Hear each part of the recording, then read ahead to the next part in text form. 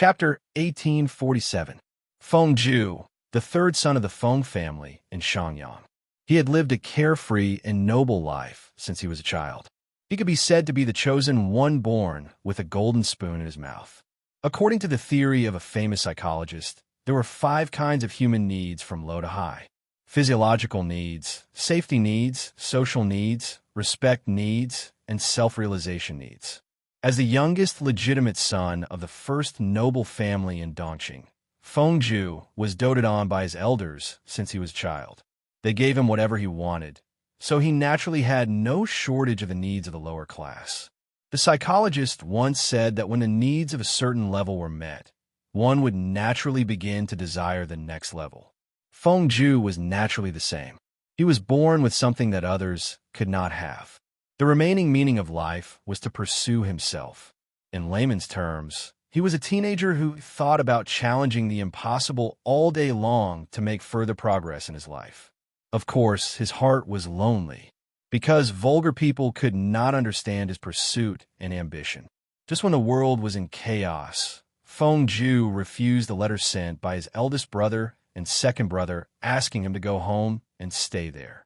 He had to go out and find a wise master.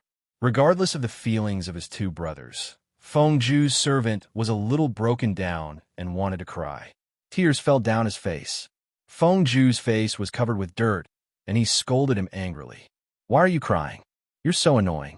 Shut up." The servant cried even harder. His voice was hoarse, and his tears turned from one to a torrential downpour. He was very sad. He was not crying about how his Langjun loved to court death. He was grieving that he was going to die at such a young age.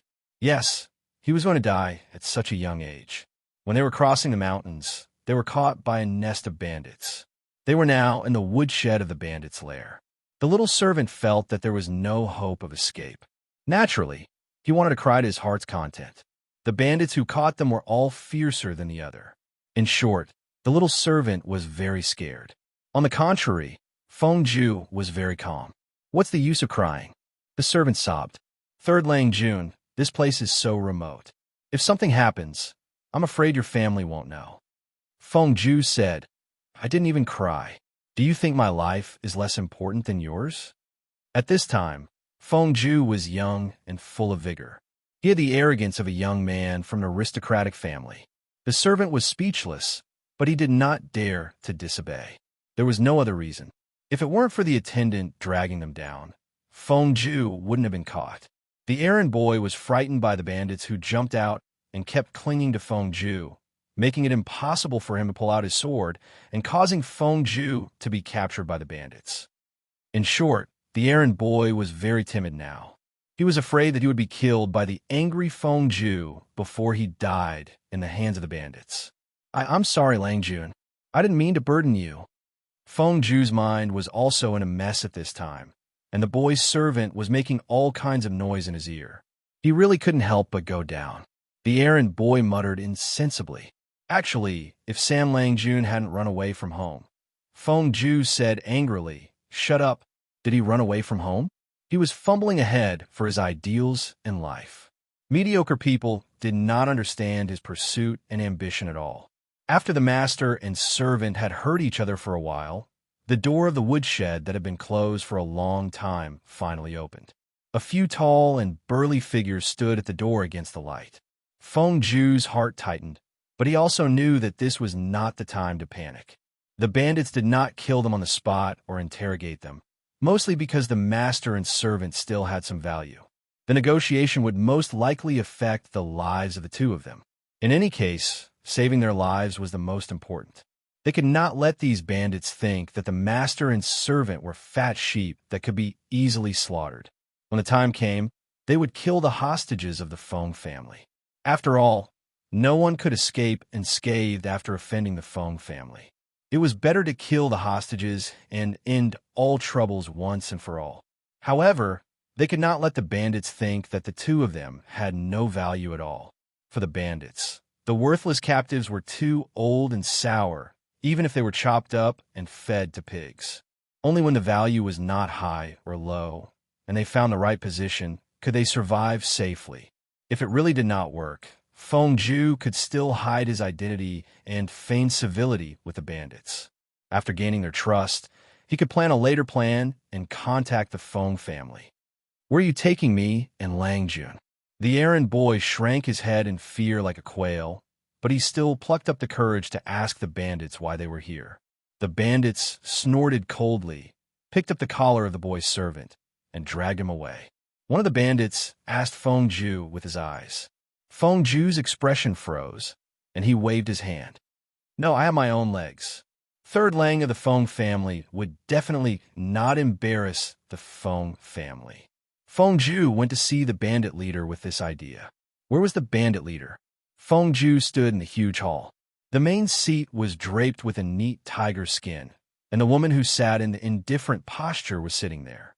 The woman's expression was cold and unruly, and there was a cute big cat, but lying on her lap that everyone wanted to hug, kiss, and scratch. It was obviously a tiger. The tiger, the king of all beasts, was lying on the woman's lap like a cat, and from time to time, it let out comfortable and coquettish snores. There was no doubt that the bandit leader Feng Zhu wanted to see was none other than this woman. "What's your name?"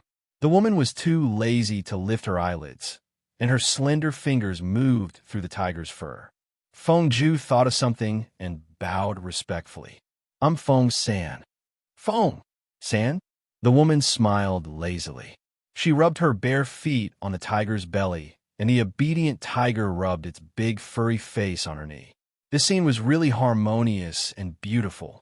What the hell? Feng Zhu did not think that this tiger was kind and cute. There was still raw meat hanging from the corner of its mouth. "Are you really called Feng San? What kind of parents would give their son such a name?" Feng Zhu lied through his teeth. "My family is poor. Although my parents want to support my third son to study, their ability is limited after all." "Third son? You have an elder brother besides you in your family?" Feng Zhu said, "Yes, the eldest brother is Feng De, the second brother is Feng Er, and I'm the third. Naturally, I'm Feng San."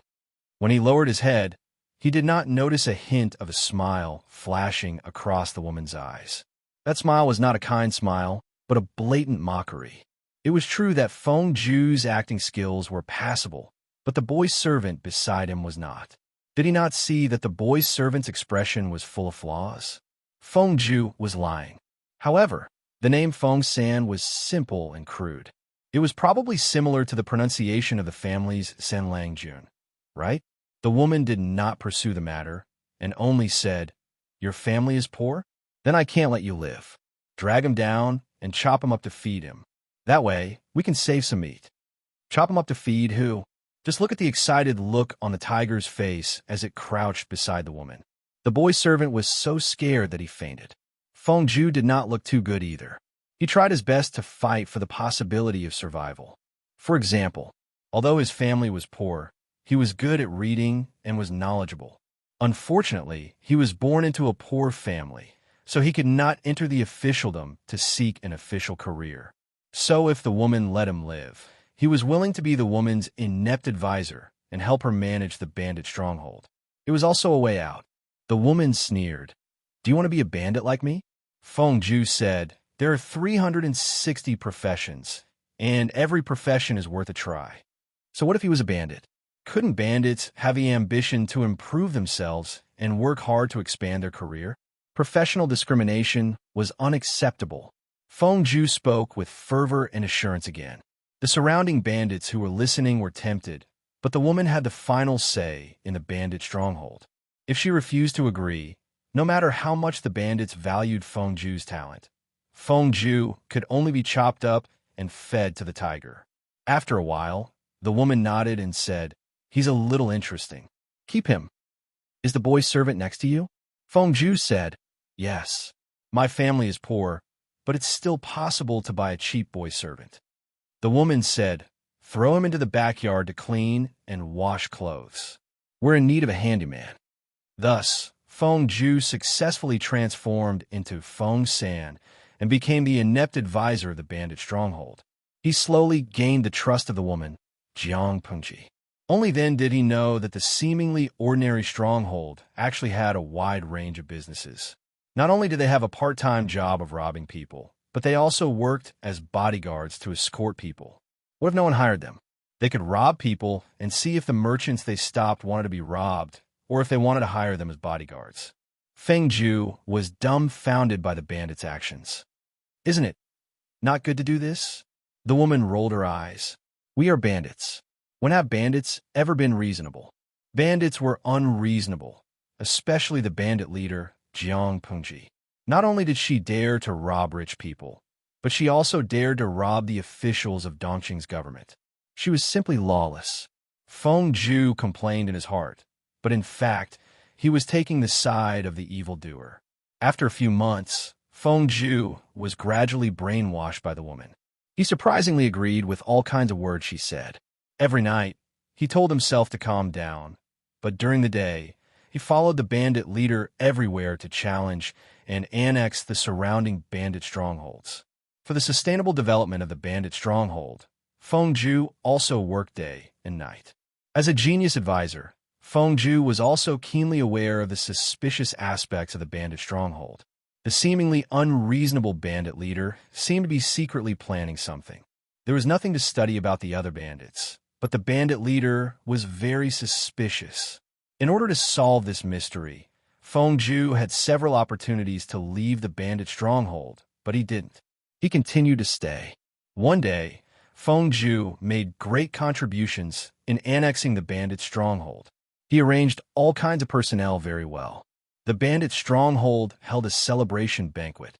As the inept advisor, Feng Ju was also surrounded by the crowd and drank a lot of wine. As he drank, he got drunk. When Feng Ju was young, he didn't have a good alcohol tolerance. When he drank too much, his eyes were watery. His behavior was very different from usual. He was drunk and couldn't hold back the words in his heart. He boldly asked the doubts in his heart, but he found out Jiang Pengji's big plan. I want to overturn this world. The bandit leader, who was also drunk, climbed onto the roof. He held a wine pot in one hand and pointed at the full moon in the sky with the other. I want the sun and the moon to turn upside down. I want all living beings to surrender to me. Feng Ju crouched under the ladder with the wine pot in his arms and clapped for her. Great ambition, first master. Jiang Pengji asked him drunkenly, What do you want to do? Feng Ju said drunkenly, My ambition isn't as great as yours. He was really drunk, but the first master seemed to be drunk, but in fact his eyes were clear and bright. Occasionally, there was a sly glint in his eyes. Feng Ju roared at the moon, I want to achieve what the predecessors couldn't do. There was no obstacle in the world that Feng Ju couldn't overcome. What was so interesting about making use of the Feng family's background to dominate the court? Dongqing, the court, the corrupt officials. Which one of them was worthy of him? Was the emperor of Dongqing worthy of him bowing down to him? When he thought of his eldest brother and second brother following the path arranged by their families and living according to the prescribed order, he felt extremely uncomfortable. It wasn't because he felt uncomfortable, but because his two brothers couldn't live according to their wishes. You want to overturn the world, overturn the sun and the moon, and make all living beings surrender to you. I'll help you do these impossible things. This time, it was Jiang Pengji's turn to clap for him with a wine pot in her arms. Great ambition, military advisor Feng San. Feng Ju's cheeks were red from the drunkenness. He swayed left and right with weak footsteps. He waved his hand and said, Well said. It's a small matter. It's not worth bragging about. The moon that night was bright and clean. It was cold, but didn't make one feel cold. Instead, it was very comfortable. It was also from that night onwards that Feng Ju and the bandit leader had a strange tacit understanding that outsiders couldn't explain. Drinking, having fun, and stirring up trouble were things that Feng Ju couldn't or didn't dare to do in his life 10 or 20 years ago. Feng Ju had done them all happily, even though he was the third son of the Feng family. He thought that meeting Jiang Pengji was the best accident in life. But as time went by, the world changed. His identity changed from Feng San, Feng Ju, military advisor Feng, to official Feng. It seemed that he had gained a lot, but in fact he had lost more things when his identity changed. Some of these things were given up willingly, and some were lost because he was forced to do so. Many years later, the female bandit leader became the ruler of the world. When she drunkenly called him Feng-san, Feng-ju also responded with a drunken smile. It seemed to be intimate, but it was actually alienating. Or rather, they both knew that the other party wasn't drunk. They were just pretending to be drunk. They used to talk about everything, but now they were distant and indifferent. Feng-ju had his own difficulties. He became the person she once hated the most and walked the path that was completely opposite to her expectations. The dream was long and meaningful. Feng-ju lay on the bed and couldn't help but smile. Sometimes he frowned and felt sad, until the sound of the bell rang faintly in his ears and woke him up from the dream. Why is it so noisy outside? Feng-ju opened his eyes. He, who had a gray beard and hair, had suffered a serious illness recently. His condition had only improved in the past few days. That was why he was dreaming about the interesting events of his youth. The bell outside had yet to stop. Feng-ju felt that it was very noisy. At this time, the filial son and grandson who were guarding outside said in a trembling voice, "The Emperor of Daxing." Feng-ju felt that something was wrong. "Who?" The eldest son said with a pale face. "The Emperor of Daxing passed away half an hour ago." Feng-ju sat on the bed. The string of beads in his hands scattered all over the ground. The person who had been companions for nearly 40 years left just like that. They met insignificant people and got to know each other by chance. Although it was absurd, it was still an interesting conversation between the ruler and the minister. The only flaw in this interesting conversation was that the ending was not what they were happy to see. The relationship between the ruler and the minister did not last to the end. Instead, it was alienation and indifference. "Father, please restrain your grief." Feng-ju was silent for a long time. From the first glimmer of dawn to the approaching dusk, he finally snapped out of his trance. His body stiffly picked up the scattered beads on the ground. "Come, change your clothes, and enter the palace to see the former emperor." The former emperor had passed away. Even if the minister was too sick to get up, he still had to crawl over. Feng-ju didn't know that the new emperor who had ascended the throne after being suppressed by the aristocrats still had some affection for the Feng family. But he couldn't take the initiative to give them something to use against him. After all, the former emperor and the former emperor's daughter were different. "In the future, I'll have to make a living in the hands of your daughter." Chapter 1848. Feng-ju's most treasured xiangfei bamboo was planted in the courtyard. Every time the breeze blew, the bamboo leaves rustled. Rockery, flowing water, flowers, dense bamboo. It was a quiet and elegant scene. "I'm afraid you, Feng Huijia, are the only one who knows how to enjoy life in the Feng family. This is the wine you brewed yourself. The taste is indeed unique." The woman in a pine green dress casually leaned against the rockery by the pond. One of her feet was fiddling with the gravel, and the other was on the water surface. She reeked of alcohol, and her cheeks were flushed. Her right hand held a red rope, and the other end of the red rope was an empty jar of wine. Even drinking wine can't shut your mouth. You climbed over the wall and sneaked into the wine cellar.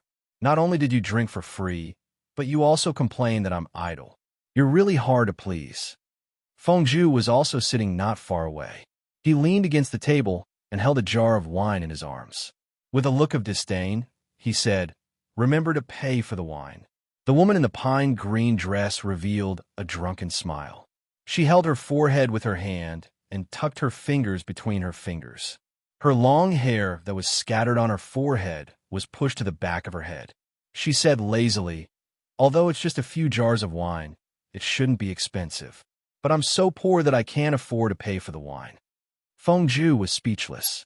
This was the first time he had seen someone drink wine so confidently and boldly. If it wasn't for the special status of the woman in the pine green dress, Feng-ju really wanted to call the servants over to beat her up and send her to the government. Smiley face, angle. However, the government was run by her. His two brothers more or less earned a living under her, so Feng-ju could only tolerate it. Speaking of which, how did you think of learning how to brew wine? The woman in the pine green dress was also the ruler of this world, Jiang Pengji. Her misty eyes were still clear. She asked curiously. She didn't quite understand why Feng Zhu refused to become an official. Instead, he became more and more playful. Feng Jin complained to Jiang Pengji more than once that the naughty child's younger brother was troublesome. Feng Zhu was a well-known, eccentric scholar. He was uninhibited, loved freedom, and courted death. She didn't see him write or write poems. Instead, he was interested in eating, drinking, and having fun all day. A year ago, for the sake of a jar of fine wine presented by a small country outside the region, Feng Zhu had purposely packed his wallet and left home with his servants. When Feng Jin talked about this, his expression was complicated. Well, her brother was in his 40s, and he still ran away from home. She really didn't know what to say. A few days ago, Feng Jin gave her a jar of wine brewed by Feng Zhu. Although it wasn't strong, it was mellow and intoxicating. Jiang Pengji felt that one jar was not enough, so she climbed over the low wall of Feng Zhu's house and stole his wine cellar. As the emperor, Jiang Pengji probably had more drinking buddies than confidants _ smiley face, angle _ Jiang Pengji had a high alcohol tolerance and visited the wine cellar many times. Feng Zhu was naturally alarmed and specially came to catch the thief. The two of them bumped into each other, so they drank together. No matter how imaginative Feng Zhu was, no matter how reckless he was, he never thought that the ruler of a country would steal someone else's wine cellar. I should be glad that this fellow is a woman and not a man. Otherwise, it would be so easy to sneak into a minister's backyard. Feng Zhu couldn't help but complain. Jiang Pengji rocked back and forth with laughter. Her beautiful eyes were filled with a sly smile.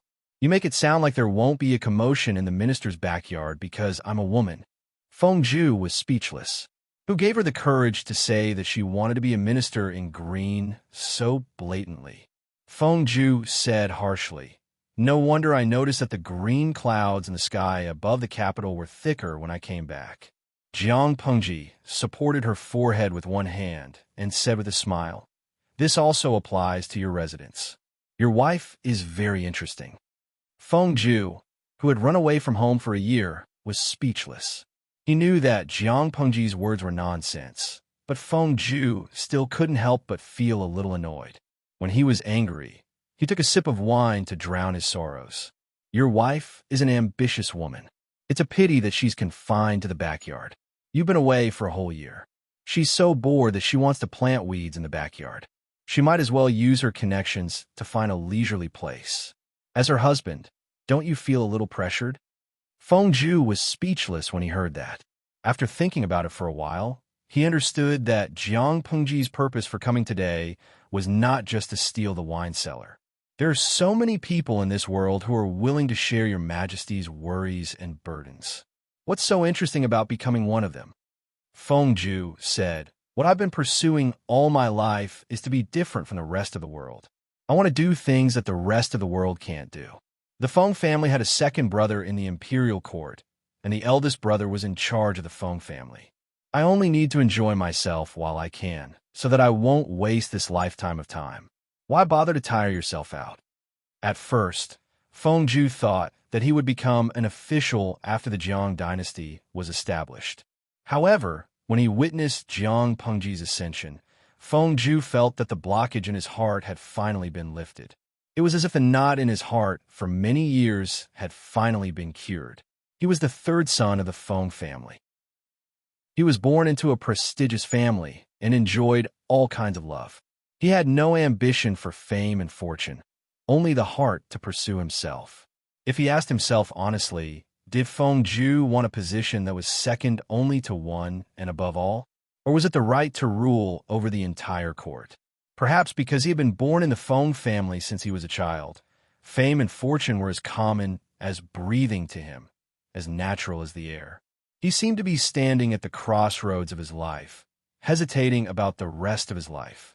Should he work hard for the family like his eldest brother, or should he attack the imperial court like his second brother and become a superior person? It was the first time that the confused Feng Zhu had asked for someone's opinion on such a matter. Of course, He couldn't let outsiders know about such a shameful question. He could only confide in his wife. He was very lucky to marry a good wife. She didn't ask him to fight for power with his eldest brother, nor did she force him to follow his second brother's ups and downs in the officialdom. His wife only said, "Lang Jun, you have pinned your ambition on Manger. What's wrong with living for yourself for once?" The Manger that his wife mentioned was a student that Feng Ju had personally taught. He poured his heart and soul into her, even more so than his own biological daughter. Huang Meng, Huang Song's daughter. Feng Ju didn't neglect the education of his children, but his wife couldn't not see the subtle favoritism. She saw it and chose to understand it. Feng Ju was grateful from the bottom of his heart when his wife supported Feng Ju in his pursuit of self-satisfaction and spiritual satisfaction. Feng Ju completely let go of himself and did things as he pleased. He didn't do anything in the officialdom, but he became a big shot among the big shots in the circle of celebrities. He was an idol-level figure, the kind of person who would throw fruit in a cart when he went out. His eldest and second brothers were angry at first, but as time passed, they let him be. To appease his two brothers' anger, Feng Ju simply sent his son and daughter to them. He said bluntly that he had no opinion on whichever one his brothers wanted to groom into the family or the imperial court.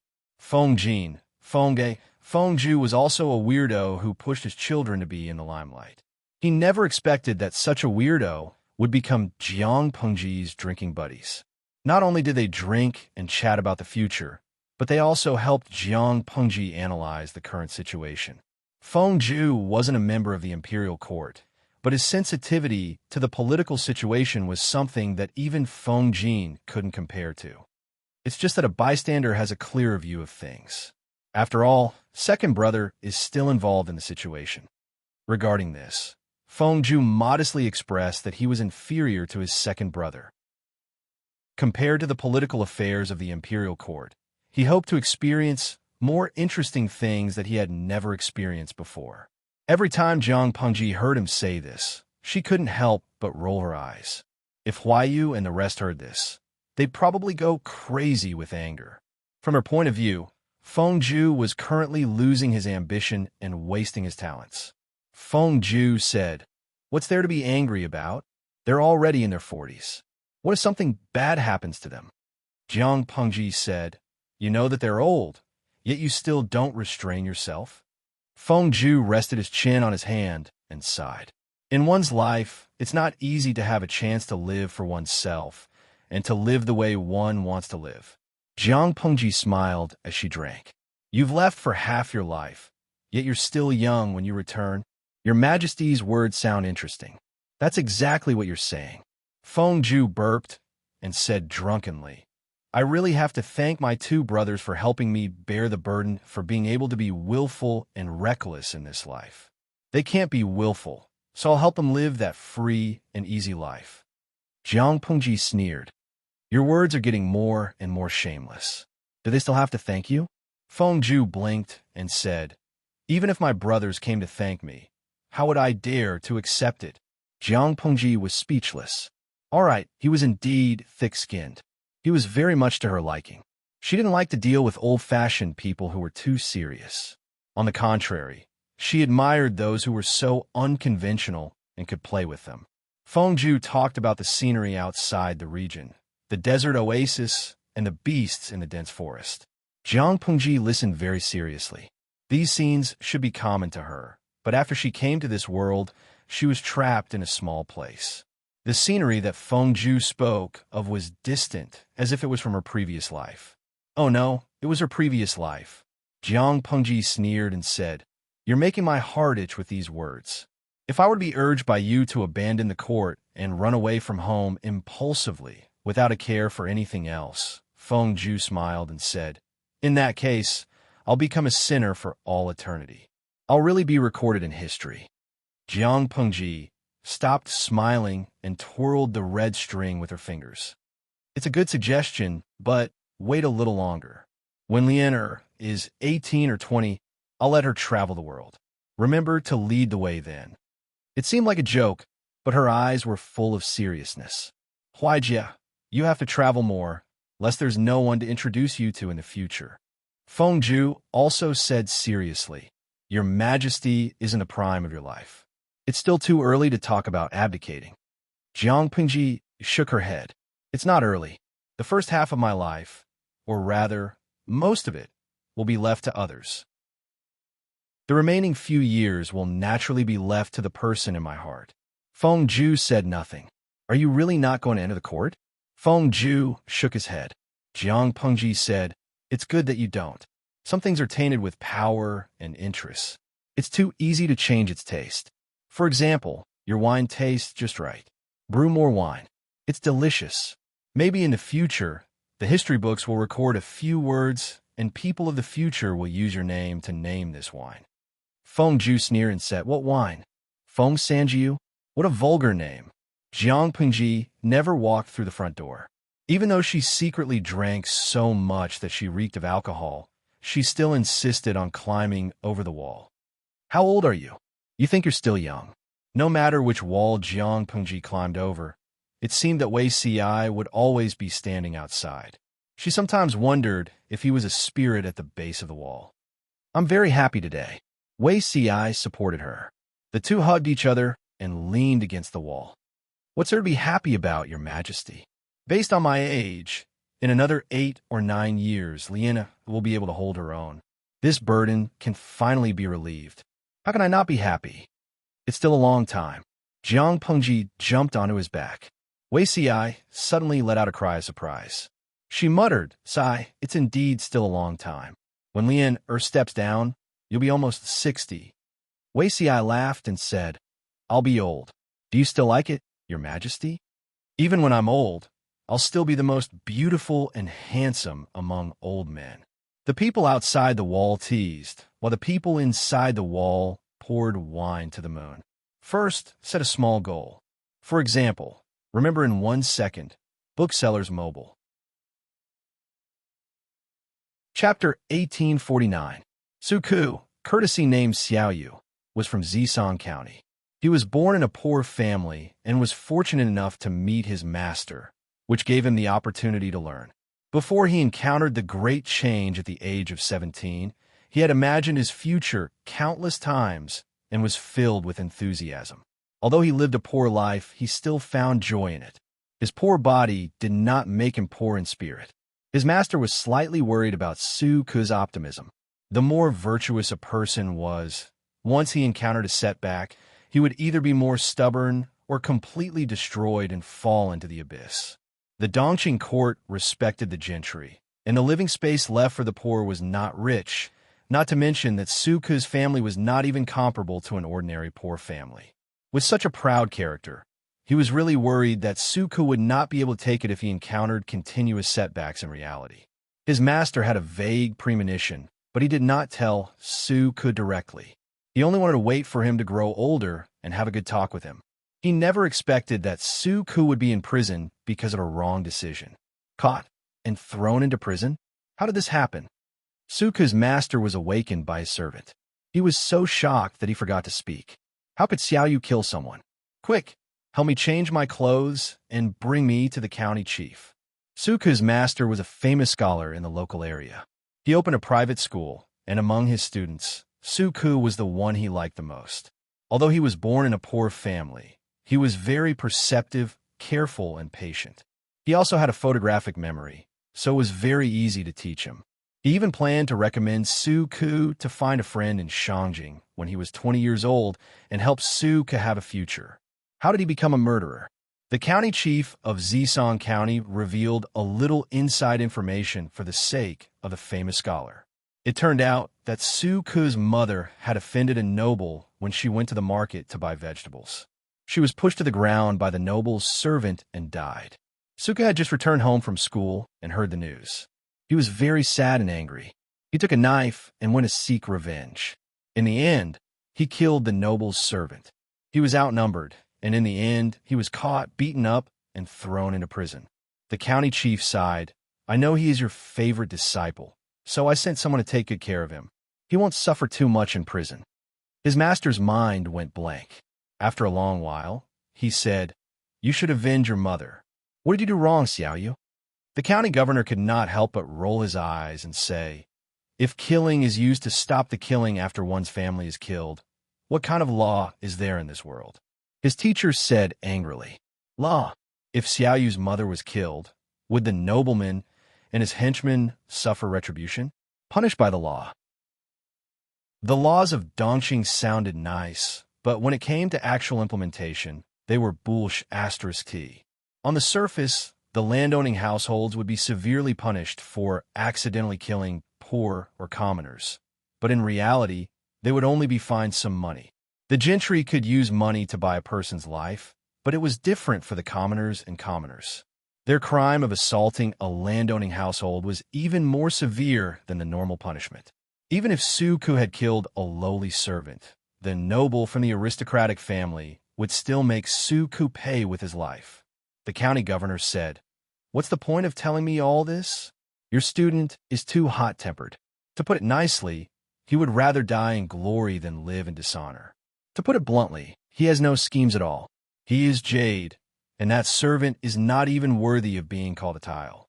It was only because they were familiar with each other that the county governor told Su Ku these things. Otherwise, he would have chased Su Ku out of anger. After a long while, his teacher asked, "Is Xiaoyu's life in danger?" The county governor said, "That family wanted Su Xiaoyu dead, but if you do something about it, he will probably be exiled." His teacher had been busy making arrangements for Su Ku, but in the end, he was still banished to a lowly servant and was branded as a punishment for 30 years. Although the county governor took care of him, Su Ku, who was taken out of prison, was still extremely skinny. I will never forget the kindness of teaching and saving my life. It is a long journey, and my unfilial disciple will not be able to serve me. Please take care of yourself, teacher." Dressed in prison clothes, Su Ku's face was no longer as relaxed and cheerful as it was a few months ago. His brows were full of darkness, and his eyes were cold. His teacher sent Su Ku off. In the end, he sighed and handed the prepared luggage to Su Ku. "I have arranged everything.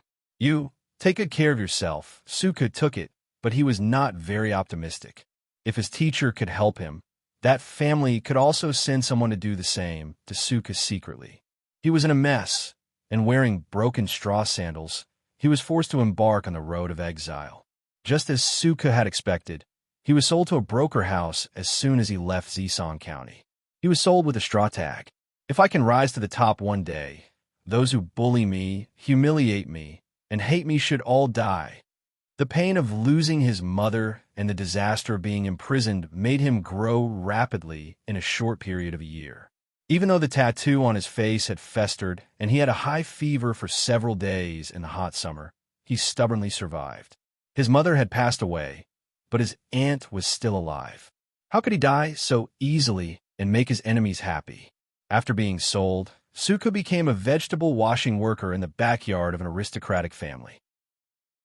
Under his careful planning, Su Ku, who was diligent and intelligent, successfully caught the eye of the kitchen supervisor. In addition, he was literate. Step by step, he became the confidant of the young supervisor in the accounting room. In the spring of the second year, the turning point finally came. Su Ku, as the dowry of the noble lady of the aristocratic family, entered another family. This family was also one of the aristocratic families in Dongqing. The marriage between the two families was a strong alliance. Su Ku relied on his own ability to climb a little further. He kicked away the young supervisor and successfully caught the eye of the male master. Don't misunderstand. It was not because of his appearance that the male master was interested in, but because Su Ku discovered the hidden ambition under his elegant appearance. Even though the man was not a good person, he was grateful to him for recognizing his worth and saving him from a dangerous situation.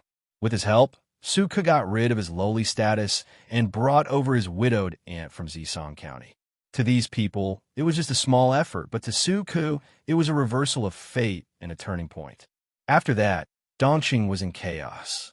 The male master that Su Ku worked for took advantage of the situation and became one of the famous feudal lords in the chaotic world. Su Ku also took advantage of the situation to take revenge. He let the soldiers rush into the aristocratic family in Zisong County. Before exterminating the whole family, he let them taste the greatest humiliation before they died. The situation in the chaotic world was ever-changing. One day, they might be dancing and singing, but the next day, they might be beheaded and hung for humiliation. Suku, who had become a prisoner, looked at the hanging corpse of his old master. His dark eyes were calm, and he surrendered to the new master without saying a word. There were also colleagues who would rather die than surrender.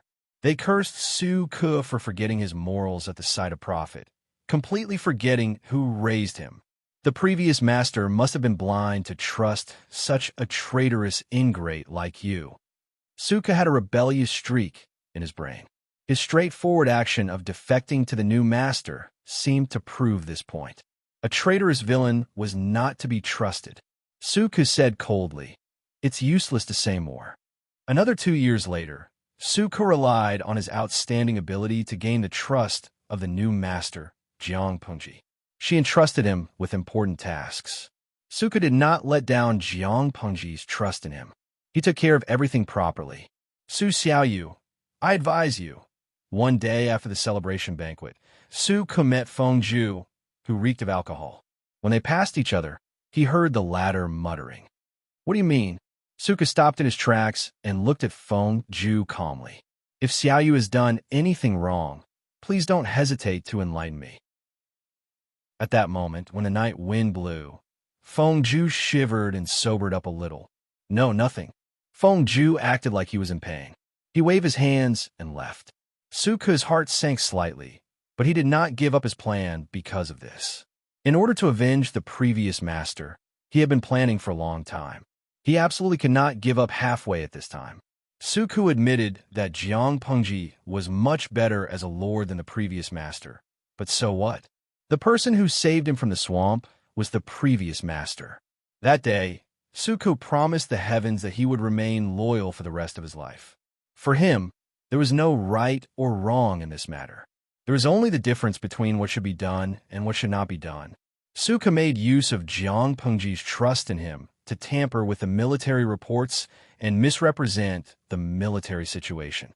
Not only did he secretly collude with the ambitious surrendered generals to rebel, but he also lured Jiang Pengji to lead her troops deep into the enemy's encirclement. He also took advantage of the situation to cut off Jiang Pengji's supply of military rations and any escape route. When Jiang Pengji's confidants realized that something was wrong, the best time to rescue them had long passed. Qiguan Reng waved his feather fan and said calmly, "She treats you well." Suka used all the spies he had plotted for years. He did not intend to leave a way out for himself. When he was captured by Qiguan Reng and his men, he was prepared to die. However, before he died, there was still Jiang Pengji on the road to hell. He did not lose out. So what if she treats me well? I'd rather use these treats in exchange for my lord's life and the safety of my family.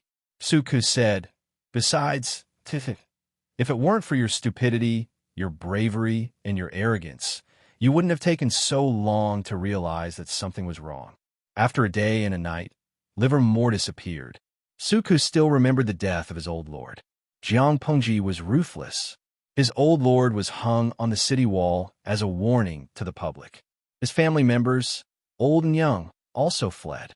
None of them survived. Qiguan Reng said, "Why are you so stubborn? The lord you mentioned wasn't a wise lord.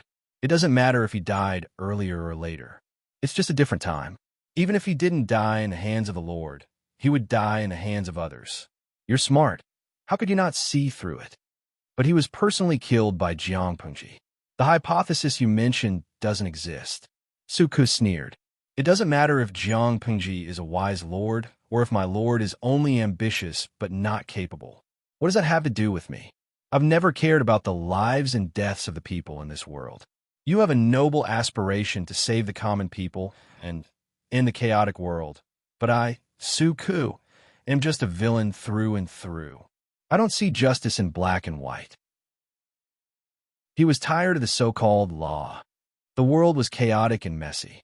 If Jiang Pengji was changed, she would just be repeating the old path of the predecessors. Would she bring justice to the people? Could she make the law treat everyone equally? Don't joke with me. From the beginning to the end, Suku only wanted this person's life to avenge the death of his old lord. There was no other nonsense to say. Qiguan Rang sighed. If that's the case, there's nothing else to say. Su Xiaoyu, have a safe journey. Consider it a token of my gratitude for working with you for the past 2 years. For the sake of these sentiments, he would let Su Ku die with dignity. Suka felt that something was wrong. Jiang Pengji was killed. Why are you indifferent? Qiguan Rang said. My lord has clear eyes and a clear heart. She's the best at seeing through people's hearts. How could she not see whether you're sincere or not? Suka's heart sank. She didn't fall for it? Qiguan Rang said she fell for it. She did it on purpose. She just beat her at her own game. At most, she was in a sorry state. Her heart was hurt a little. Qiguan Rang believed that at some point, his lord really trusted Su Ku. She even gave him a chance. If Suka gave up on the plan, this matter would be over. Unfortunately, Suka didn't. It gave Jiang Pengji a chance to clean up the disloyal people in her camp.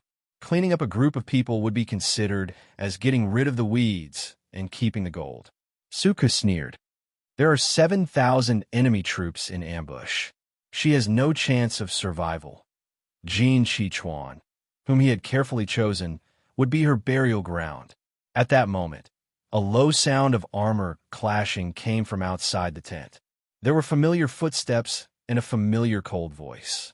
Xiaoyu, I'm really disappointed. Not only did I survive, but I'm also unscathed. The tent was lifted and a person covered in blood came in. The straw sandals under her feet had sucked a lot of blood. Every footprint was stained with blood. Suka looked at her without saying a word. Qiguan Rang bowed and retreated to the side. With a swoosh, a long sword was unsheathed. The snow-white blade was stained with dried blood. It was directly pressed against Su Ku's throat. I've seen your choice. I'm too lazy to talk nonsense with you. Jiang Pengji's face was also covered in blood. Most of the sticky red blood had dried up, but there was still some hanging on her face, covering her expression. Only her cold and murderous eyes could be seen clearly. Su Xiaoyu, I hate betrayers the most. Those who betray me, regardless of their status or achievements. In front of me, only death awaits them. Not long ago, Qiguan Rang pleaded for mercy in front of Jiang Pengji, but she rejected him. Wenzheng betrayal is betrayal. When he did it, he was already a dead man. Of course, Qiguan Rang's plea was not useless. Originally, Jiang Pengji wanted Su Ku to suffer the death penalty of 1,000 cuts. Now, she changed it to beheading him herself. I'll cut off the relationship between our master and her subject. Su Ku, don't let me see you in your next life. You must remember to stay away from me when you see me. Your betrayal disgusts me. How much did Jiang Pengji hate those who betrayed her? Su Ku's corpse was hung in the sun in Jin Qichuan for decades. After the establishment of the Jiang dynasty, Su Ku's friends who were on good terms with him put in a good word for him so that he could be buried in peace. However, they were reprimanded one by one. In serious cases, they were ordered to go home and reflect on themselves for 2 months. Until the second year after Emperor Qin's death, the new emperor granted amnesty. Only then could Jin Qichuan's corpse be buried. At first, it was impossible. It was the late emperor's order to expose Su Ku's corpse to the sun. Jiang Yin did not want to change her order when her mother had just passed away. However, the one who submitted the memorial was the assistant minister, Qiguan Rang. She had to treat it with caution. Su Ku deserved his fate, but I really don't want this to become one of the pieces of evidence for the people to accuse the late emperor of being ruthless. The late emperor did not care about his reputation when he was alive, but Qiguan Rang had to. Jin Qichuan's corpse had been hanging in the wind and rain for nearly 30 years. It was enough. Okay, I'll think about it. Many years later, Jiang Yin was tidying up her mother's belongings out of boredom. She found a strange small box. There was a faded memorial book in the box. Jiang Yin took a closer look and found that it was a memorial from Su Ku's best friend, asking for Su Ku's pardon. Her mother's response was only one word. Yes. Decades of resentment, as the people in the story passed away one by one, became a few ink marks in the history books. Please remember the original domain name of this book. Jiutian Shanhuang mobile version website. Chapter 1850. As the saying goes, if you get a good ID, you'll be spammed all the time. Suka didn't expect that his random ID would be spammed every day by idiotic netizens. Just as my 2 to 3 years with Emperor Chun was a hit, Suka's ID became a hot topic. Every day, his colleagues would chat about him. Chiguan Rang whispered to him, "Brother, we're fated. Why don't we join the group?" Everyone in the group was talented. Whispered to Chiguan Rang, "I'm not going. I told you I'm not cosplaying. That's my real name." Chiguan Rang whispered to him, "Ugh, I feel sorry for you. But did your parents really not hate you for giving you this name?" Whispered to Chiguan Rang, "There are thousands of people named Suku in the country. It can't be that every parent has a grudge against their child." Who knew that an unknown person in history would become the male lead of a one-unit drama? Suku was a famous person that everyone who knew about the history of the Jiang dynasty knew. In reality, there weren't many documents about him. History books only recorded his birth and death years, a brief description of his short life, and the famous hanging corpse incident. Regardless of whether it was official or unofficial history, Suku's records weren't very long. Usually, Suku was mentioned for only one reason: to criticize how vengeful and violent Emperor Chun was. That was the Suku of history. Now, Suku was just an ordinary student at Tianhua University. At most, he was the top scorer in the provincial examinations. Why did his parents give him such a name? According to the monk, it seemed that it was because his fate was relatively light. Before he entered high school, Suku didn't think there was anything wrong with his name. It wasn't until he studied the history of the Jiang dynasty in his first year of high school that Suku became famous underscore, smiley face, angle, underscore from his first year of high school to his second year. Suku wasn't willing to tell people his name. However, after my 2 to 3 years with Emperor Chun was broadcasted, the low-key Suku suddenly became famous, not only in real life, but also on the internet. My 2 to 3 years with Emperor Chun was a well-crafted one-unit drama. It mainly focused on the interactions between the male and female leads of each unit, and then pieced together the life of the first female emperor of the Jiang dynasty. Of course, the so-called male lead did not mean that he and the female lead had romantic feelings. In fact, this drama was excessively clean, and there was not a single hint of ambiguity between a man and a woman. The so-called male protagonist of a unit was merely the male character who had the most scenes in the corresponding unit. Up until now, the show had already had 2 male leads, and it was currently serialized in the Suchi chapter. As one of the most popular dramas in the summer, the royal family had recommended it, and it immediately exploded on the internet. Unfortunately, Suka had become the fish in the moat.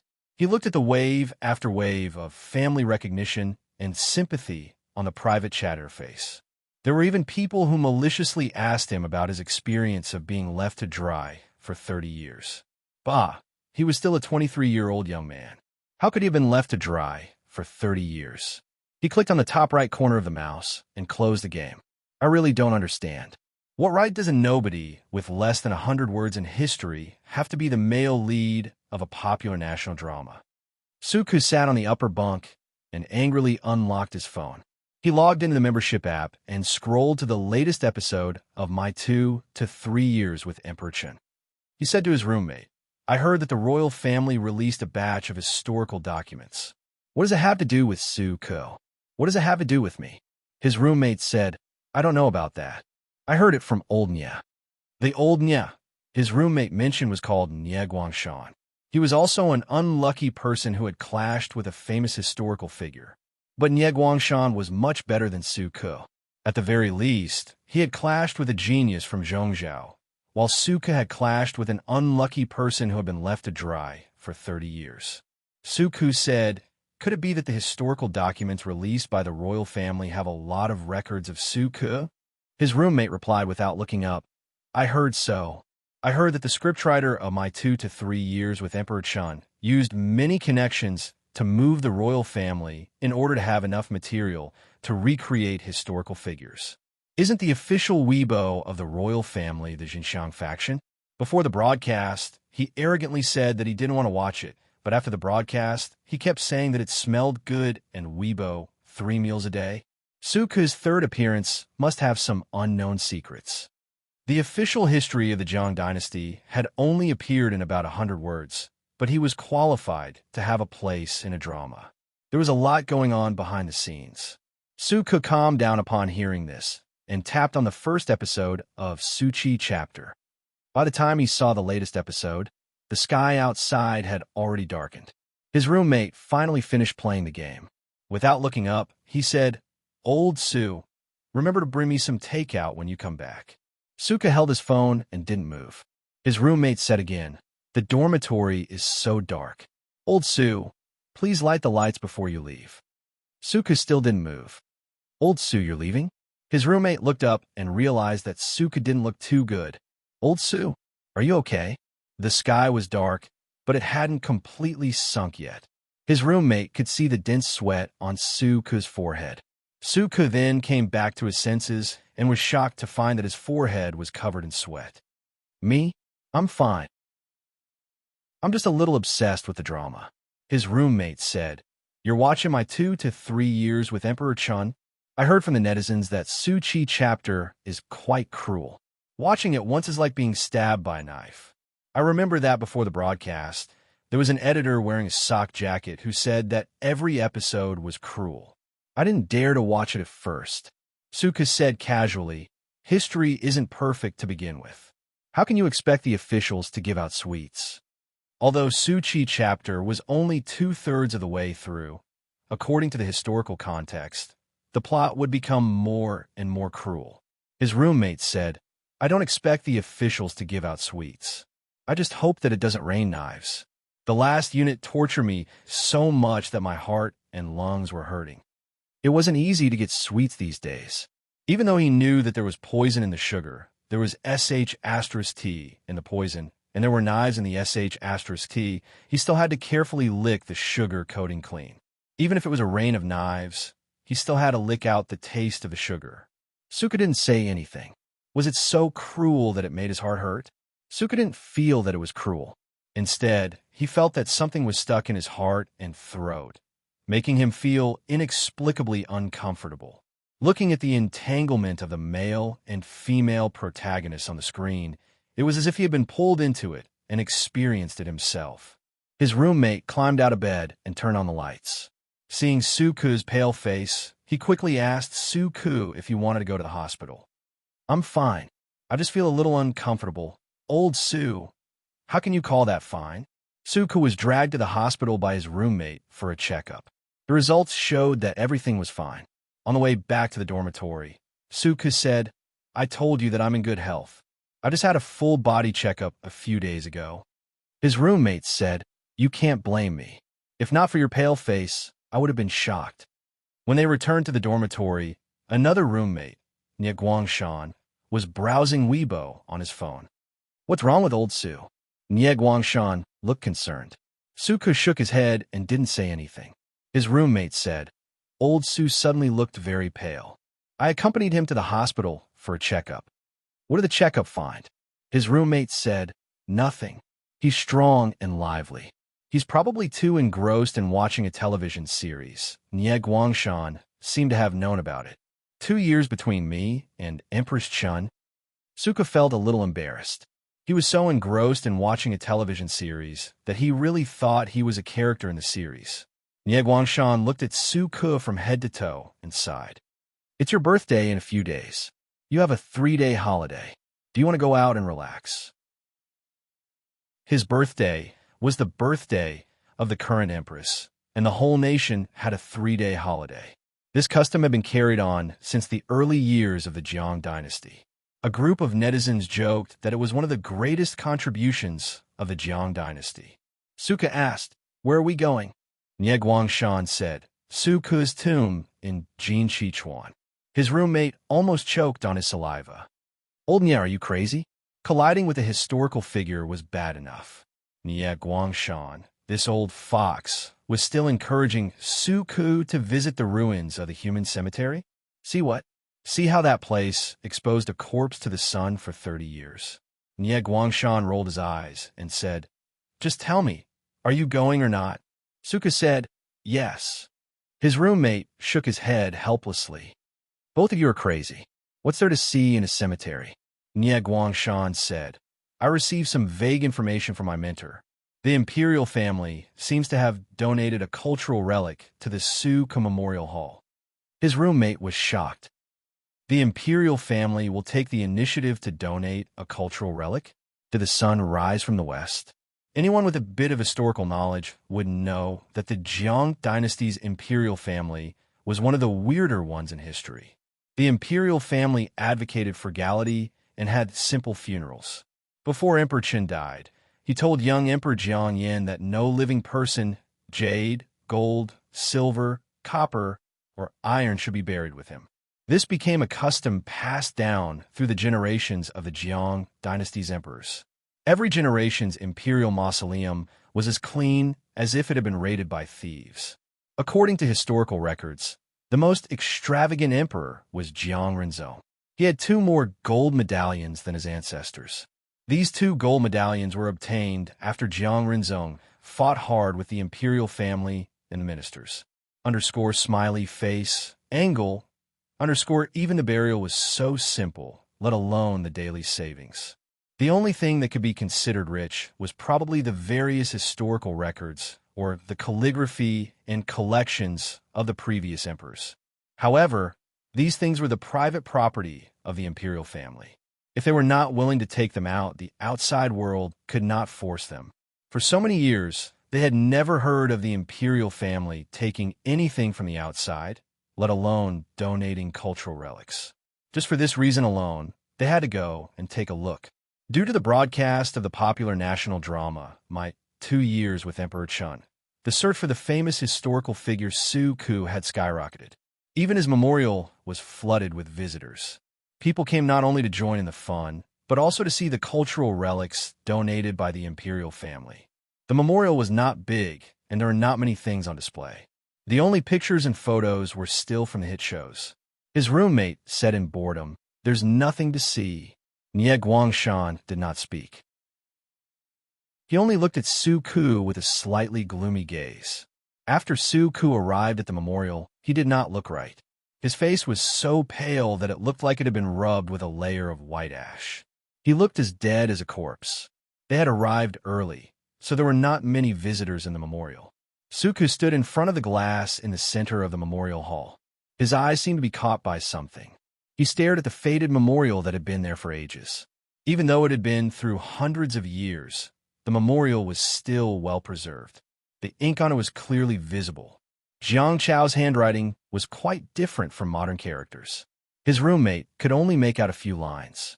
What is written on it?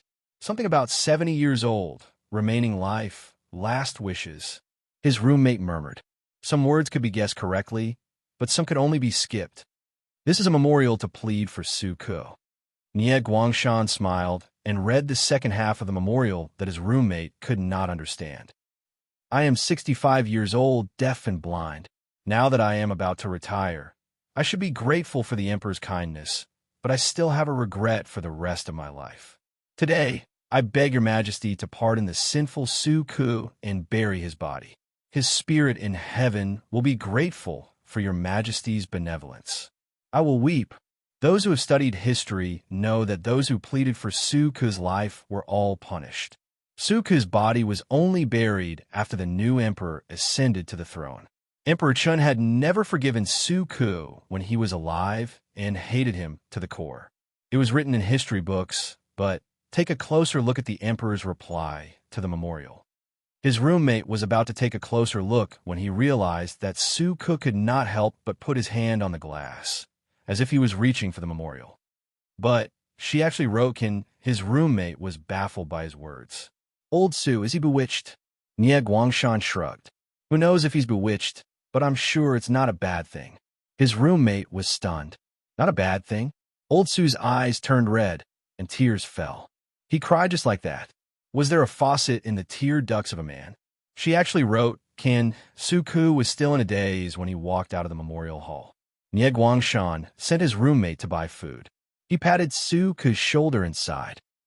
It's time to let go of all the grudges. As time went by, the once heroic figure had become a few words in history books. I thought you would never forgive me. Su Ke's gaze was different from usual. His eyes were full of old age and tiredness, but also relief. That memorial was more like a redemption for him, allowing him to completely free himself from this grudge. The Jiang dynasty had been in turmoil for 300 years. That person had proved to him how narrow-minded and bigoted he was back then. Please remember this book's domain name. Nine Heavens Shanhuang Mobile Version Website. Chapter 1851. Xiaoyu, have you encountered any difficulties recently? After the court session ended, Jiang Pengji discussed trivial matters with the ministers. When everyone dispersed, she asked Su Ke to stay for a private conversation. Su Ke looked puzzled. I have nothing important recently. Your Majesty suddenly asked about this. I'm confused. Jiang Pengji pointed at the few memorials piled on the desk and said to Su Ke with a heavy expression, "These memorials are all against you." At a rough glance, there were at least a dozen books. Su Ke was a low-key official. Although he was one of the most important officials, he rarely caused trouble. The imperial censor couldn't find anything to use against him even if they wanted to. Unlike Fengzhen, who had an average of more than 20 books every month for the past year. If it wasn't for problems with his speech, then it was for his behavior. If it wasn't for the fact that he had too many problems with government affairs, Fengzhen was covered in lice. Su Ke had always been the imperial censor's forbidden area. They wouldn't be able to pick out any mistakes even if they stayed there for half a year. The contents of the memorials were very uniform. They were roughly divided into two types. One type said that Su Ke didn't go home after work and wander around. This was not the role model a good official should have. One said that Su Ke had a mistress outside, even though he hadn't taken concubine, which seriously damaged the positive image of the court in the new era. As the saying goes, cultivate one's moral character, govern one's family, govern one's country, and bring peace to the world. They felt that Su Ke should be punished for having a mistress outside when he didn't even figure out his own affairs. Jiang Pengji was dumbfounded. She didn't know if it was because the political situation was too stable or because everyone had nothing better to do, but the imperial censors were gossiping like paparazzi. Although it was their duty, Jiang Pengji felt helpless every time she saw a trivial gossip piled up on her desk. She gave the imperial censors a lot of power to speak and allowed them to participate in memorials to the emperor and the people. This was so that they could be the supervisory body of the court and constantly remind the emperor and the officials to pay attention to their words and morals. But as time went by, the style seemed to have changed. Of course, this wasn't the point. The imperial censor's enthusiasm couldn't be dampened. Jiang Pengji could only swallow 10,000 curses in her heart. The most important thing was that the person who was implicated was Su Ke. Considering the years of trust between the emperor and the minister, Jiang Pengji didn't publish it for the time being. She planned to find the person involved to understand the situation. Not only was Su Ke an important minister, but he was also an old minister. He had to maintain his dignity, and Jiang Pengji could not disregard his dignity just because of a trivial matter. That was why the scene above happened. Su Ke looked at the pile of memorials and realized the severity of the situation. Jiang Pengji said, "The imperial censor wouldn't make things up, but I didn't completely believe it. There must be a reason for this, so I came to ask you about it." Su Ke sighed. "This is my fault. I didn't handle my family affairs well and let them taint your Majesty's ears." Jiang Pengji raised her eyebrows. Her eyes were filled with unfriendliness. "Did you really have an affair like what the memorials said? Did you come here to make trouble?" Wait a minute. It was as if they were not talking about the same thing. Su Ke asked, "What mistress? What did these imperial censors report to him?" Jiang Pengji briefly explained it, and Su Ke was almost frightened by the imperial censor's logic. "Xiaoyu, although Xuanmei is no longer young, she is still your wife who has accompanied you for many years. She takes care of your aunt, takes care of your children, and takes care of everything in the mansion so that you don't have to worry about anything. She has given birth to your children. She didn't complain when you were away for so many years. Even if she doesn't have any merits, she has worked hard. If you really had an affair behind her back, wouldn't that make her lose face? Jiang Pingji seriously criticized and educated Su Ke. In the early days of the Jiang dynasty, the marriage laws were also further divided and adjusted. Men could have concubines as long as they met the requirements. Their ancestors had a powerful background, or they themselves were powerful, or their wives were infertile. Men could have a concubine when they were over 30 years old, but the requirements were still relatively stringent. Su Ke had the right to have a concubine, but he didn't bring her home. Instead, he hid it, and in the end, the mistress and the mistress came to make trouble. This hurt Xiumei twice. If word got out, not only would people say that Su Ke was unscrupulous, but they would also say that Xiumei was not good at all and that her usual attitude was fake. If it was light, people would gossip about her, and if it was heavy, her reputation would be ruined. Su Ke was not a muddle-headed person, but why did he make such a mistake on this matter? Your Majesty, this matter, I'm also wronged. There is no mistress or mistress. There is nothing. There was a rather strange phenomenon. It was hard to say for the officials outside, but the officials in the capital were more restrained and didn't have many concubines in their backyards. In the previous dynasty, it was common for an official to have 3 or 4 concubines, and there might be 6 or 7 who had no status to warm their feet. But now, firstly, the emperor was a female. Secondly, the marriage laws were more mature and detailed about concubines, so there were fewer loopholes to exploit. Most of the concubines in the backyards of the officials in the capital were there before the founding of the country. After the founding of the country, the number of concubines declined sharply. 4 senior and important officials like Su Ke, who had qualifications and lived in the heart of the emperor, most of them only had 1 wife in their backyards. Of course, there was no lack of those who got rid of their old wives when they were in power. As a result, the old wife went to the imperial censor and the ex-husband was fired. When Han Yu, the crazy man, revised the marriage laws, he emphasized one rule. Those who were first lowly and then noble were not allowed to marry. What did that mean? It meant that if a man was a poor man before he married his wife, he was not allowed to divorce his wife after he became rich, unless his wife committed a serious crime. Of course, when he revised the marriage laws for the 3rd time, Han Yu added a few more words. Those who were first lowly and then noble were not allowed to marry. The reason for the revision was that there were scumbags among the female officials, and their husbands were too weak. Han Yu thought that the husband and wife should unite on this kind of issue. It was everyone's responsibility to protect the weak. Anyway, according to the newly revised marriage laws, Su Ke's behavior was against the law. Not only would he be fined, but he would also be demoted and forced to reflect on his mistakes. Jiang Pingji didn't fully believe what he said. Private friendship was private friendship. As a friend, Jiang Pingji naturally believed Su Ke. But as an emperor, she treated her officials fairly and would not be partial to Su Ke or the imperial censor. Go ahead. Su Ke started to talk and poured out his grievances. Did those meddlesome imperial censors think that he was willing to get off work and not go home? He was forced to not go home.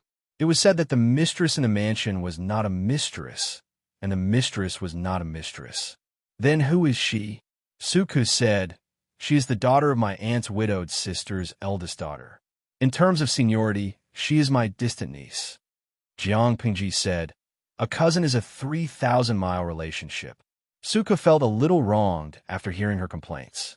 It was stressful for an official to have such a vexing emperor. How did your distant niece become your mistress? Su Ke sighed. The old lady in the mansion is old and likes to stay with the younger generation. She's soft-hearted and kind. She couldn't help but help when she saw this relative was living a miserable life. The old lady is kind-hearted, but I didn't expect her to be so ambitious. I guess she was blinded by the prosperity of the capital and had thoughts that she shouldn't have. Anyway, I can't drive her away for fear that she will make a fuss in front of the old lady. The old lady has been spoiled for so many years that she doesn't care about other people's business. I don't want to put her in a difficult position. So, I have to move out for a few days. Suku's mother passed away when he was young. The only female elder who was close to him was his aunt. His aunt was also unfortunate. She lost her husband when she was young and had no children. She devoted her motherly love to Suku and treated him like her own child. His aunt was the old lady with the highest status in the mansion. Suku had always treated her like a filial son. After so many years, even if they weren't mother and son, they were more like mother and son. The old lady was old and didn't know how many more days she could enjoy in her later years. Seeing that the old lady had a poor relative, she wanted to help them. Suku naturally agreed and discussed with Xuanmei to bring them over. Speaking of which, his aunt's niece also had a hard life. She lost her husband when she was young and struggled to survive with her daughter alone. Her daughter also had a hard life. She married a gangster, and her husband was beaten to death by debt collectors. His aunt's niece was very insecure about everything she had. She always felt that her current wealth and glory were all because of Suku's aunt. Once the old lady passed away, she, her daughter, and her young granddaughter would definitely be driven away. Thus, she had a crooked idea. She heard that the mistress of the mansion, Xuanmei, was a maidservant and looked down on her. Even a maidservant could become the wife of the current Minister of Revenue. It shouldn't be a problem for his daughter to be a concubine, right? After Suku got off work, he often saw his niece, who was extremely beautiful, casting flirtatious glances at him, both overtly and covertly. As a smart person, Suku understood. She wanted to seduce him. I'll hide outside for 2 days. Ask the old lady what's going on. If she still doesn't understand, send her out. This was what Suku discussed with his wife. Xuanmei said, "You're not accepting them?" Suku said, "Why should I accept them? It's not as simple as adding a pair of chopsticks to the house. The more people there are, the more trouble there will be. I'm already worried about the mother and daughter. If I accept them, won't the mansion be peaceful? If my children find out, how can I, as an old father, feel?" For an ordinary man, taking in a concubine was like raising a pet and adding a pair of chopsticks. However, it wasn't that simple to carry it out. For example, one of the assistant ministers of the Ministry of Personnel had a falling out with his wife. In a fit of anger, the wife said that she only cared about the food, drinks, housing, and transportation of the family, and didn't care about the concubines or foot warmers. She said that the husband should take care of the concubines or foot warmers. It was because the assistant minister didn't understand women and his wife's son was wrong that she exploded. The unlucky man was angered by his wife's words and said that his wife didn't need to care about the concubines or foot warmers. And then the matter was exposed by the imperial censor. The officials of the court also witnessed the miserable days of the assistant minister working during the day and taking care of the concubines' food, clothing, housing, and transportation at night. It was also this wife who started it. The other wives followed suit after seeing the effect. It was their duty to take care of their parents-in-law, raise their children, and take care of the household. However, the concubines were the husband's assets and were considered extra work. The wife took care of the concubines and the concubines' children. Even if it wasn't meritorious, it was hard work. The wife should be given an extra salary. If she couldn't afford it, she would take care of it herself. However, this evil trend was recognized and supported by the emperor. The officials of the court were speechless. They cursed the assistant minister 10,000 times in their hearts. Suku didn't have the intention to take in a concubine. He looked down on the daughter of his aunt's younger sister. If it wasn't for the old lady, Suku would have chased him away. He didn't expect the imperial censor to expose him while he was hiding. This matter was more serious. Jiang Pengji rested her chin on her hand and said, "If this is true, the imperial censor will have to rectify it." The imperial censor wasn't a paparazzi. The content of the report should be detailed and true. He shouldn't make up gossip, distort the truth, and increase her workload. As for Suku, it was better to let him go back and deal with the mess at home. It wasn't good to have such a scandal at his age. Suku could only go home with a bitter face. After a few days, the house was quiet. Of course, it wasn't Suke who settled it, nor was it Sun Mei. It was the old lady who took the initiative to let the relatives leave. She gave them money and sent them away. The old lady said, "I thought it would be good to take care of the relatives. It would be fun to be a family, but I can't let it affect your business." Suka was speechless. Sun Mei asked, "How did you know about this?" "I heard it when I went out to play cards with a few old sisters. You and your wife are the same. This matter concerns Jean Er's future. Why hide it from me? I'm old and I'm sensitive, but I can tell right from wrong. I'm embarrassed by my old sister's words." The old lady felt wronged. Sun Mei and Suku could only lower their heads and admit their mistakes. The storm passed just like that. Suku was ordered to write a memorial to reflect on himself. The imperial censor who submitted the memorial was also pulled away by the emperor to criticize and educate him. At this time, Feng Yi, who had traveled around for many years and made many achievements, returned to the capital. Feng Zhen happily went to the emperor to find out what was going on. By relying on her outstanding achievements in the impoverished counties that she had been sent out for nearly 10 years, Feng Yi was able to obtain a high official position in the capital. In the end, Censor? Why did he become an imperial censor?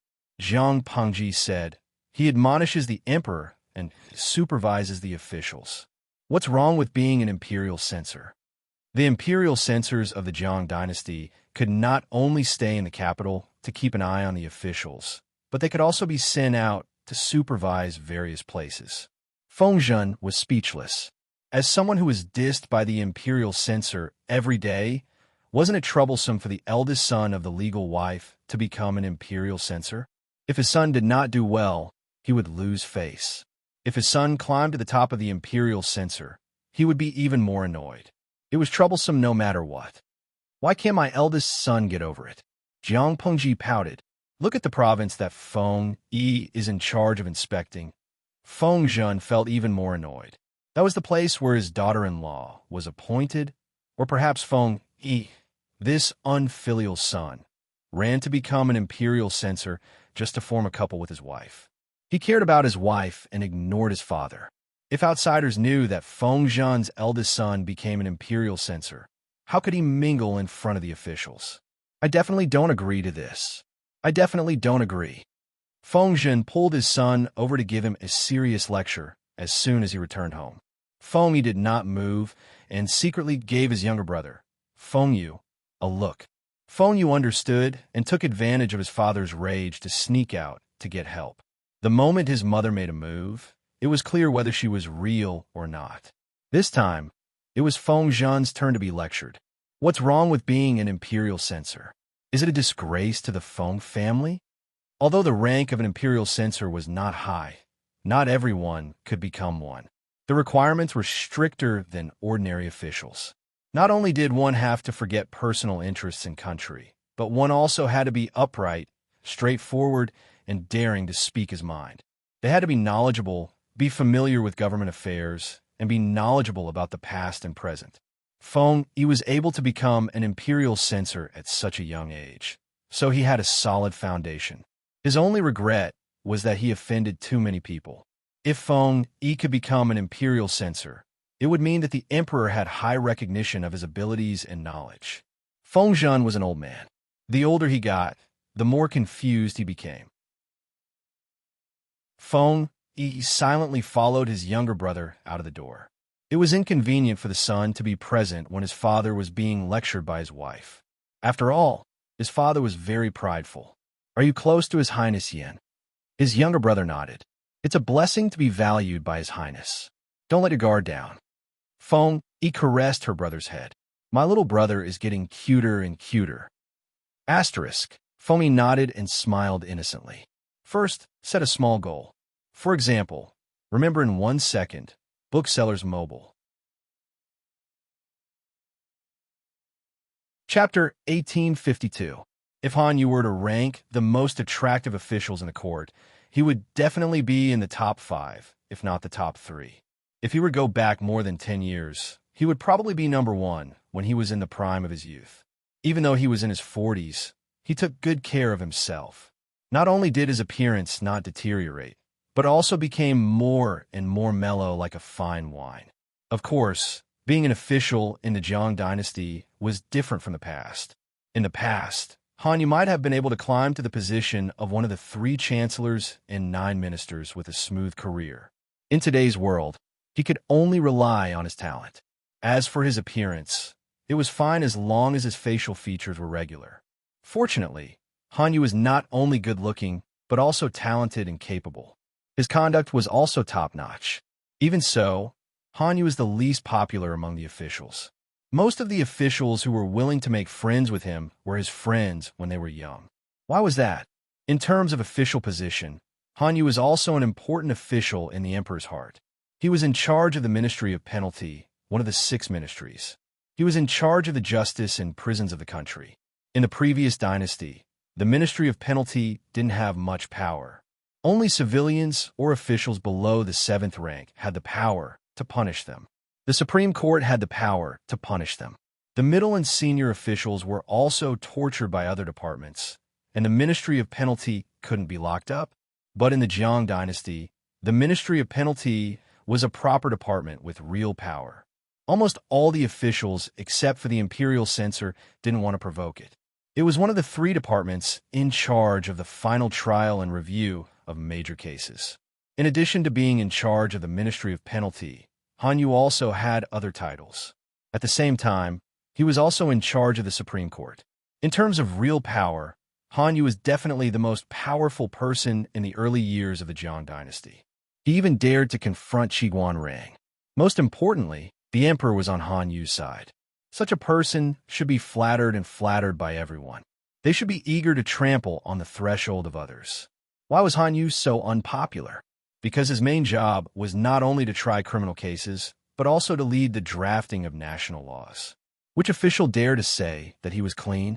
It wasn't that the officials were bad, but their families, the servants in the mansions, the relatives of the servants in the mansions, the messy distant relatives and neighbors all liked to use chicken feathers as an arrow of authority. Even if these officials wanted to restrain them, they couldn't guarantee that there would be no problems. Once something went wrong and they were caught by Hanyu, they would be punished and educated if they were lucky, or demoted to another place if they were unlucky. It was common for people to lose their lives. For example, there was once an official's brother-in-law who committed a crime. According to the old law, he should be able to escape punishment. Even if he didn't lose his limbs, at least he would be able to keep his life. In the end, Hanyu wrote a petition saying that the old law was problematic. If the old law was followed, the victims would die in vain and the common people would complain about the court. Therefore, he suggested that the case be reviewed. The old law was right in the past, but it was not perfect today. Basically, those who were retried in Hanyu's hands were doomed. The brother-in-law of an official was executed by 1,000 cuts in public. His wife's younger brother was the only male member of the Yu clan. The official's wife cried, threw a tantrum, and even wanted to hang herself. Because of this, the official was implicated by the imperial censor and was even reprimanded and demoted. Examples like this could be found everywhere. Hanyu had offended almost everyone in the imperial court. Unfortunately, the other party had His Majesty as his backer. Even the imperial censor, who was usually disrespectful to the heavens and earth, did not dare to provoke him. The other officials could only avoid him. They couldn't afford to provoke this fiend, but couldn't they just hide from it? It turned out that Hanyu would set them up even if they tried to hide from him. Just the marriage law alone, this fellow had petitioned His Majesty to amend it 3 times. Men, after all, always had a bit of a bad habit. For example, there were 3 big happy events in the folk jokes: promotion, wealth, and death of wife _ smiley face, angle. Promotion and wealth were needless to say.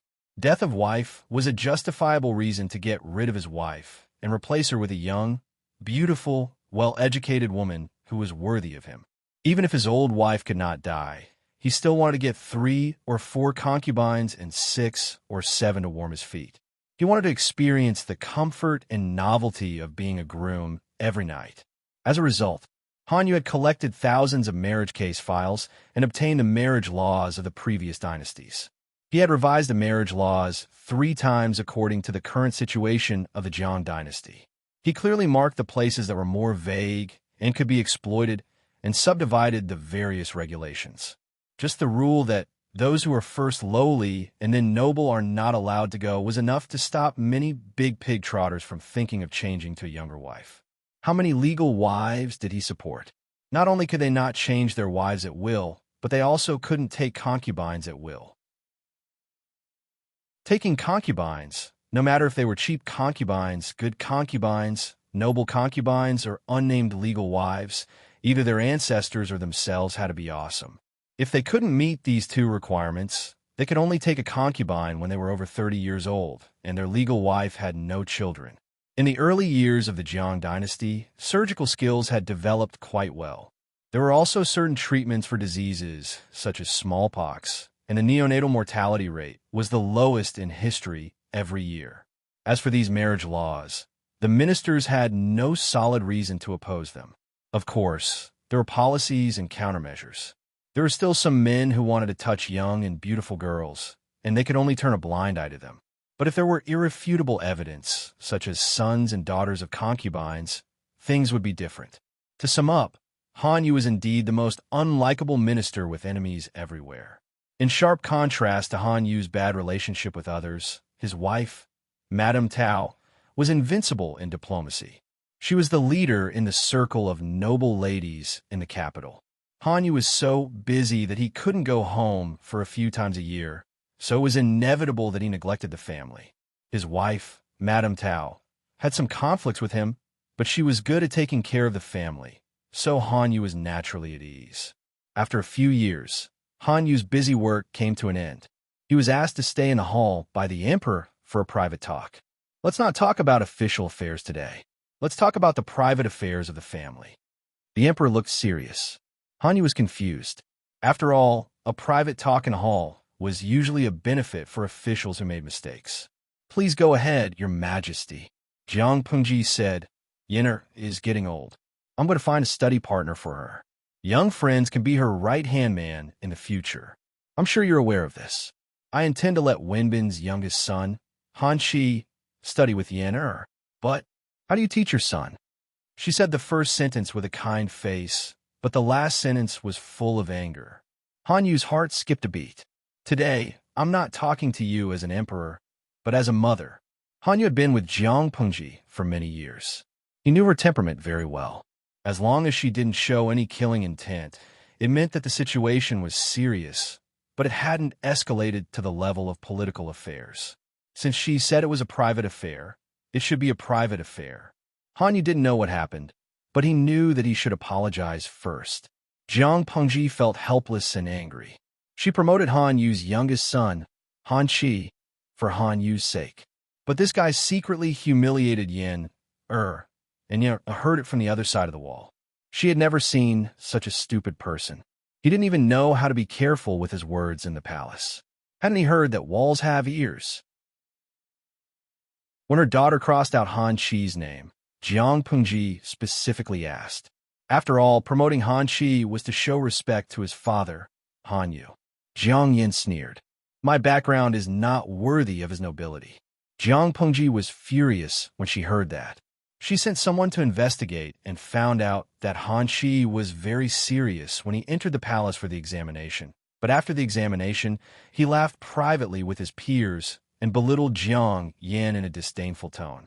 Jiang Yin happened to come over to check on her future study partner.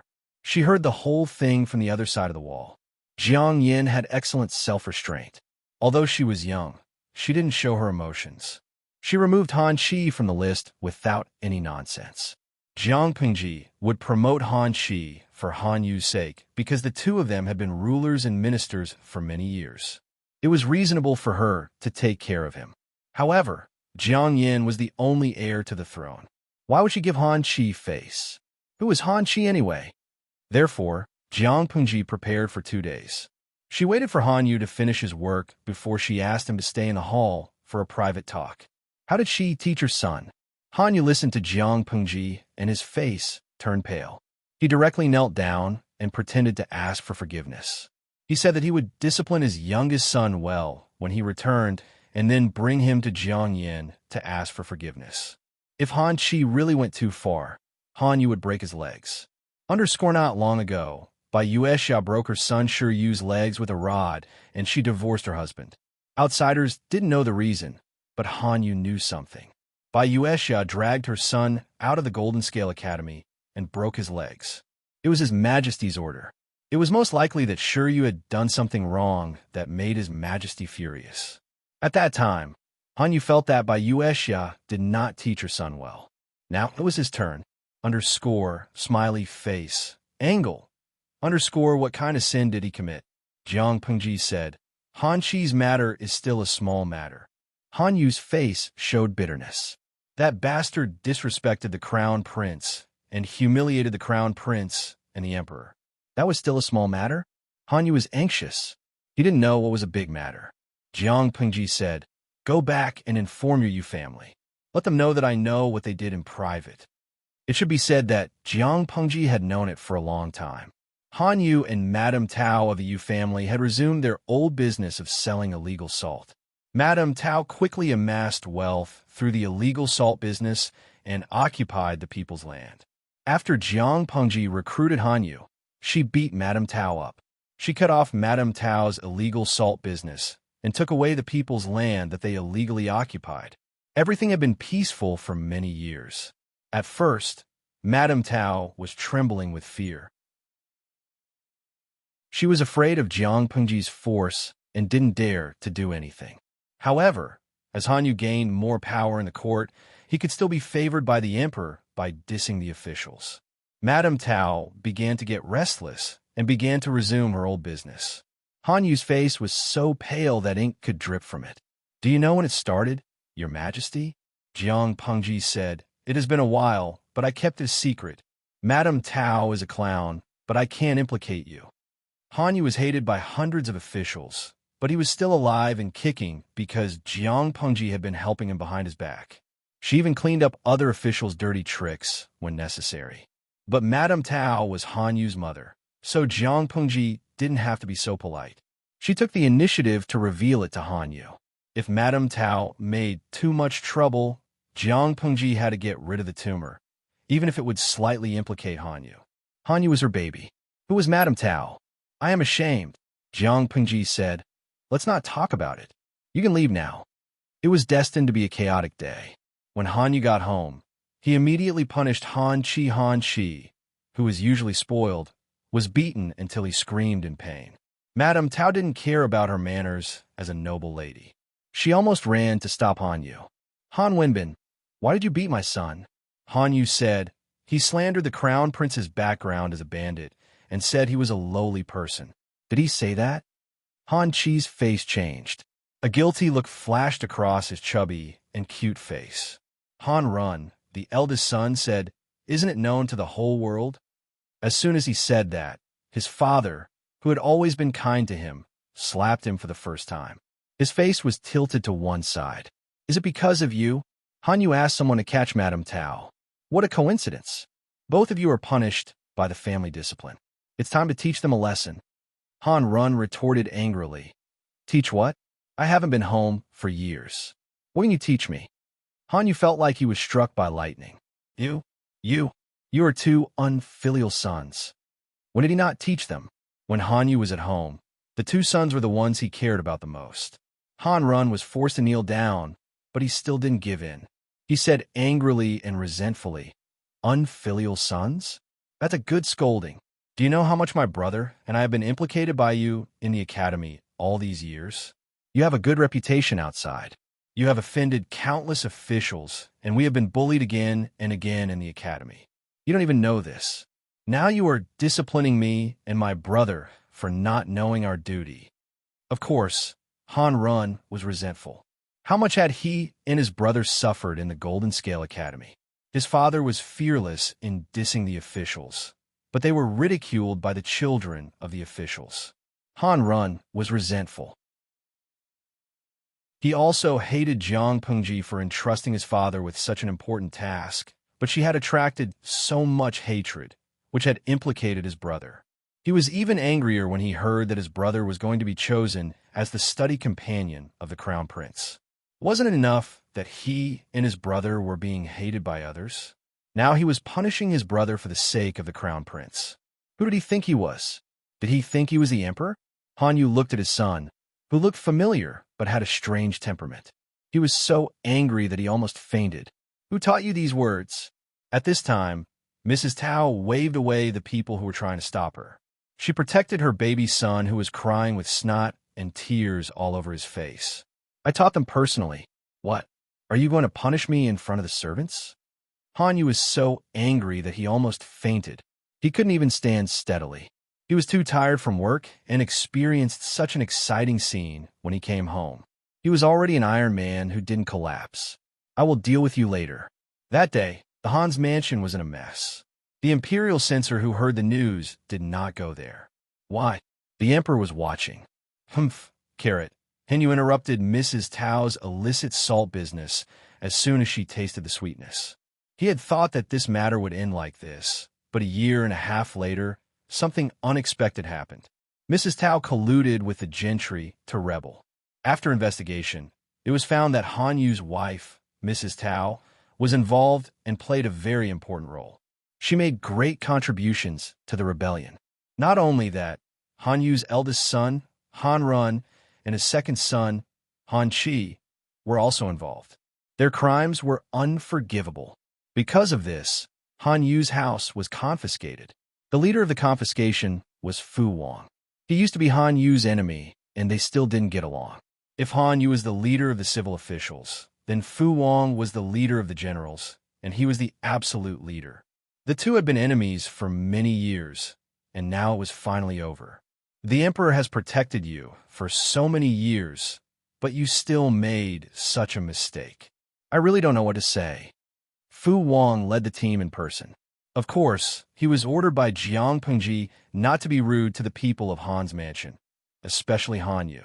Of course, Fu Wang couldn't be presumptuous with this order, but it was still okay to say a few words to get back at Han Yu.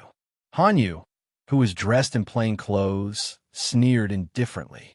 Han Yu has been loyal to the emperor all his life. How can he be compared to your good reputation as a minister of several families? You and I know very well whether there is a rebellion or not. Fu Wang was so angry that his face turned black. Damn it! Han Yu is such a bastard. That night, Jiang Pengji met Han Yu in person. Han Run and Han Chi will be sent to the frontier and will never be able to return home. The Tao family will be executed. Han Yu asked, "What about me?" "I never break my promise," Jiang Pengji said. "I will never change my promise to you." Han Yu shook his head. "Your Majesty, this is favoritism. If you're like this, what is the purpose of justice?" Jiang Pengji said, "But you are not involved in the rebellion. You don't deserve to die." Han Yu smiled and bowed to her. "The most fortunate thing in my life is to meet your Majesty and gain your Majesty's trust." Jiang Pengji stood still and looked at Han Yu for a long time. "Wenbin," Han Yu said, "it is my fault that I failed to teach my children and restrain my relatives. I can't defend myself." He knew that Jiang Pengji wanted to protect him, but he also knew that she couldn't. Someone was trying to overthrow the country.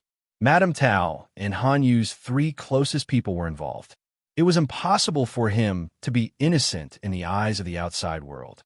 If Han Yu was innocent, not only would the laws of the Jiang dynasty be ridiculed, but the emperor would also be criticized by the later generations. Apart from that, there were many people in the court who wanted him dead. The emperor could suppress those voices, but it was not good for the court in the long run. It was not a wise emperor's choice to lose the overall situation for one person. He wanted justice, but the person who should be the most impartial was favoritism. If the emperor really did that, he would be trampling on the path that Han Yu had been pursuing for half his life. Han Yu said, "It's getting late. Your Majesty has a court meeting tomorrow. Go back to the palace first. I have nothing to do here." Jiang Pengji looked at his face deeply. "Wenbin," Han Yu smiled. "I know what I am doing. Your Majesty, don't worry." Jiang Pengji went back to the palace. Han Yu looked at the empty mansion. He washed his face, combed his hair, and put on the grandest clothes. Looking at the old man in the mirror, he couldn't help but smile bitterly. His life was full of ups and downs. When he was young, He had a good life. Who would have thought that he would be involved in a disaster? His family was confiscated, and Hanyu fell from heaven to hell overnight. It was like a reincarnation that couldn't be broken. Decades later, the family that he had painstakingly maintained also ended up being confiscated and exterminated. It was like a joke. He couldn't tell if he should hate himself or others. He ground the ink for himself and wrote a long letter of confession with a brush. Hanyu knew very well that his reputation would be ruined if the confession was made public. He would be nailed to the pillar of shame and be reviled by the later generations. But it didn't matter. When I am dead, I don't care about the flood behind me. Hanyu laughed at himself. He took out a hidden gold ingot from his sleeve and swallowed it. When the sky was bright, his body was already cold when the servants found him. Another 10 years later, the new emperor ascended to the throne. He followed his mother's last wish and overturned the case for Hanyu. Chapter 1853. Han Shi, my Han Earnyang, why are you throwing a tantrum again? It took the eldest son of the Qiguan family a long time to find Han Shi hiding in the rockery in the garden of the academy. The teenager hid in the rockery and wiped his tears.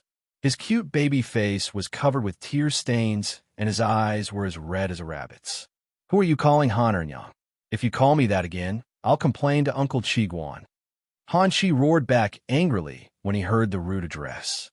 The next second, he burped and ruined the little momentum. Okay, I was wrong. I won't call you Han Earnyang anymore. Han Shi's eyes widened, but he forgot why he was crying just now after being interrupted by his friend. Speaking of Han Shi, he was also a bully in class. It wasn't that he was rude and unreasonable.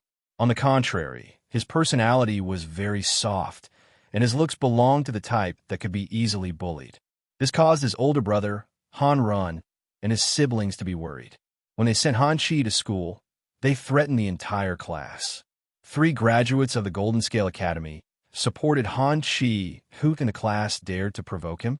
Not to mention bullying him in public, they had to think twice even if they wanted to run against him in secret. Han Run was still worried. He used his connections and asked the second generation he knew to take care of Han Shi at the same time. He told Han Shi, no matter who in the class says that you scold you or bully you, you can go home and complain. I'm sure you'll beat them up so badly that their own mothers won't recognize them, and let our father bully their parents. He had a father that he couldn't afford to offend, 3 siblings that he couldn't afford to offend, and his second-generation friends that protected him. Almost no one dared to do anything to Han Shi. There were occasional conflicts, but Han Shi didn't suffer much. His life of studying in the Golden Scale Academy was quite relaxing. However, this relaxed atmosphere was soon broken. Han Shi saw his biological mother, Madame Tao, whom he hadn't seen for a few years. Madame Tao remarried a few years after she divorced Hanyu. She was now the second wife of someone else, managing the household and taking care of the legitimate children of her husband's ex-wife, as well as her husband's illegitimate children. After a few years, she had aged and haggard. In order to consolidate her position in the backyard, she gave birth to another child in her early 40s. But the current husband obviously favored the legitimate children of his ex-wife. Madame Tao had no choice but to set her sights on her ex-husband's 2 sons. Han Run had been sent out to gain experience. The older he got, the more he had his own ideas. He was not close to his birth mother at all. Han Shi was different. He had a soft temperament, and this was the time when he longed for the care and concern of an elder. In this world, who else could he rely on more than his birth mother? After all, Han Shi was the flesh and blood she gave birth to after being pregnant for 10 months. Han Shi was not used to Madame Tao's kindness at first, but he did not refuse her kindness. It didn't take long for Madame Tao to reveal her true nature. She hoped that Han Shi could take care of her current husband's legitimate son. Of course, this legitimate son was not Madame Tao's biological son. It was the precious egg that her husband's predecessor gave birth to due to dystocia and bleeding. In terms of age, he was half a year older than Han Shi and was even in the class next to Han Shi, a chubby and fierce-looking little fatty. Han Chi didn't like him and didn't want to agree, but Madame Tao's words implied that Han Chi was inferior to her. She should take care of the little fatty so that Madame Tao's position in the family could be stable. Han Chi's personality was soft, while little fatty was arrogant. He was bullied to the point of tears. He told Madame Tao about his grievances, but Madame Tao told him to bear with it. This made Han Chi extremely sad. Because he loved to cry, his close friends of the same age called him Han Ernyang. Han Chi didn't like it, but didn't object. He turned around and gave him a nickname. The little fatty didn't know where he heard this from, but he actually laughed and wanted to take off Han Chi's pants to see if he had roots. If he had roots, why would he be called Han Ernyang? Han Chi broke free with grievances and ran to the rockery in the garden to cry. Then Chiguan Dalong, who was worried, came to find him. Chiguan Chong was furious when he heard this. Did that beast really do that and say that? Han Chi cried again. His eyes were as red as a rabbit's. Just you wait. I'll beat that bastard until his parents don't recognize him. Chiguan Chong's temperament was completely different from his father's. He was like a firecracker, exploding at the slightest touch. Although he exploded, this kid was also cunning. He didn't go to settle the score alone. He went to several different classes of different grades and called more than 20 people to beat them up together. This matter became big. Not only were the school teachers alarmed, but the parents of several children also knew. So many people beating one person isn't not good. Han Chi hid behind Chiguan Chong like a rabbit and asked this person who was more like an older brother than an older brother, "What are you afraid of? Don't you know that the law doesn't punish the masses?" Therefore, Chiguan Chong, who said the law doesn't punish the masses, was whipped by his father with a rattan cane. The law doesn't punish the masses? You've grown up. Chiguan Rang held the cane and said, "Today, I'll let you know that the law doesn't punish the masses." The more than 20 children who participated in the fight were basically the children of high-ranking officials in the court. There were sons and daughters. She didn't know how Chiguan Chong did it. He actually knew these children. When he said that his brother was bullied, these children all ran over to help. When Chiguan Rang heard that the cause was his son, he gritted his teeth in anger. His son was indeed a source of trouble. He was born to cause trouble for him. What was even more surprising was that after the 20 children were severely punished, they didn't resent Chiguan Chong. Instead, they showed an attitude of, "Brother, I'll bear the hardships with you and enjoy the blessings together." One by one, they silently accepted the punishment and limped home by their parents to continue to be punished. Han Chi was no exception. After all, he was the source of this vicious fight. However, Han Yu was a gentleman, and he especially doted on his youngest son. A gentleman wouldn't punish his son with violence. He had to understand clearly before deciding how to punish him. After listening to his youngest son's pitiful narration, Han Yu was silent. He and Madame Tao had been separated for many years, but Madame Tao was still influencing the family like a ghost. "Father," Han Yu asked him, "do you want a mother?" Han Chi. After a while, Han Chi said in a low voice, "Yes, but having a stepmother meant having a stepfather. That's what they used to say." Han Yu said, "I'll look around. If it's possible, I'll try to find a suitable one." He didn't have much hope for it. In this life, Han Yu was still the mascot who dissed the whole court. However, he was not only protected by Jiang Pengji, but also by Chiguan Rang, Wei Si, and other important ministers. Most of the ministers in the Golden Scale Academy were also inextricably linked to him. Not to mention that Master Yuan Jing had been teaching at the Golden Scale Academy for so many years. The new generation of students under his tutelage had also entered the official ranks one after another. As the third disciple of Master Yuan Jing, Han Yu was, in a sense, the senior brother of the new generation. Han Yu had offended many people, but his background was strong enough. Even so, he was still not competitive in the marriage market. As a man in his 40s, he had 2 legitimate sons, 1 illegitimate son, and 1 illegitimate daughter. Except for Han Chi, the other 3 were all adults and were still practicing and serving as officials. If the second wife married into the family, she would basically be a housekeeper. Even if she had children, she wouldn't be able to compete with the first few. Those who were well-matched in terms of social status didn't like Hanyu. They were old and had children. Hanyu was worried about those who were from a lower social status. Hanyu had seen too many women in the inner house who did crazy things to fight for the family property. Therefore, the promise he made to Han Chi was basically a verbal promise. Han Chi didn't care about it. Hanyu didn't care either. He greeted the official media and forgot about it. When Hanyu crawled out of the pile of files and took some time to let the servants shave his face, the official media came to the door. The servant was shaving Hanyu's beard when the official media came. Why is the official media here? Run, and the others are outside. The marriage is not urgent. She is still young. The servant had a strange look on his face. Master, the official media is looking for you. Hanyu. His brain, which had been overloaded for half a year, finally dug out relevant memories from the depths of his memory. Do you still remember this? The servant couldn't help but cry and laugh. Hanyu was a rich man. He was probably the most difficult matchmaker the official media had ever been. He didn't dare to push an unsuitable candidate to the front of the official media. The servant said, Master, it's rare that you have a day off today. Why don't you send him away? Hanyu also wanted to say yes, but the official media had been looking for him for half a year. It wasn't good to send him away. Let me see him. The official media bowed to Hanyu. After getting permission, he stood up and handed over the card and the picture of the candidate. Which family? Hanyu was a little curious. He also had some requirements for the target.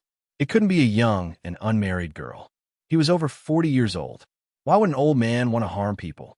It would be best if the girl was educated and a widow. It would be best if she had a few children with her husband's family. Having children would mean having ties. She would treat Han Chi as her own, and Hanyu would also take care of her children. The relationship of exchanging benefits made him feel more at ease.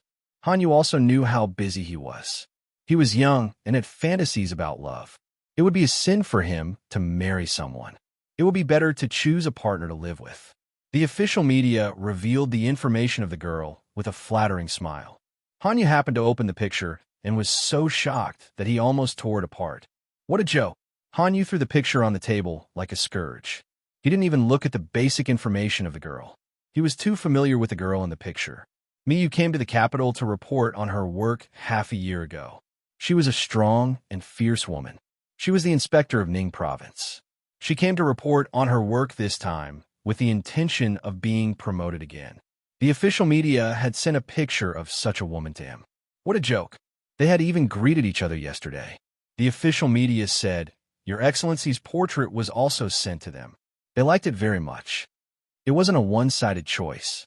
Miyu chose Hanyu first, and then the official media asked Hanyu for his opinion. Hanyu was speechless. He remembered that Miyu had a family. The official media said, They have been separated for more than a year. Hanyu vaguely remembered that the news of Miyu's separation from her family had spread to the capital and caused quite a commotion. It seemed that the husband of the girl was still crying in front of her house and wanted to remarry. However, her heart was as hard as iron.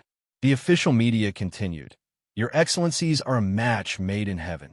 Hanyu waved his hand and signaled the official media to leave. A match made in heaven, my *SS.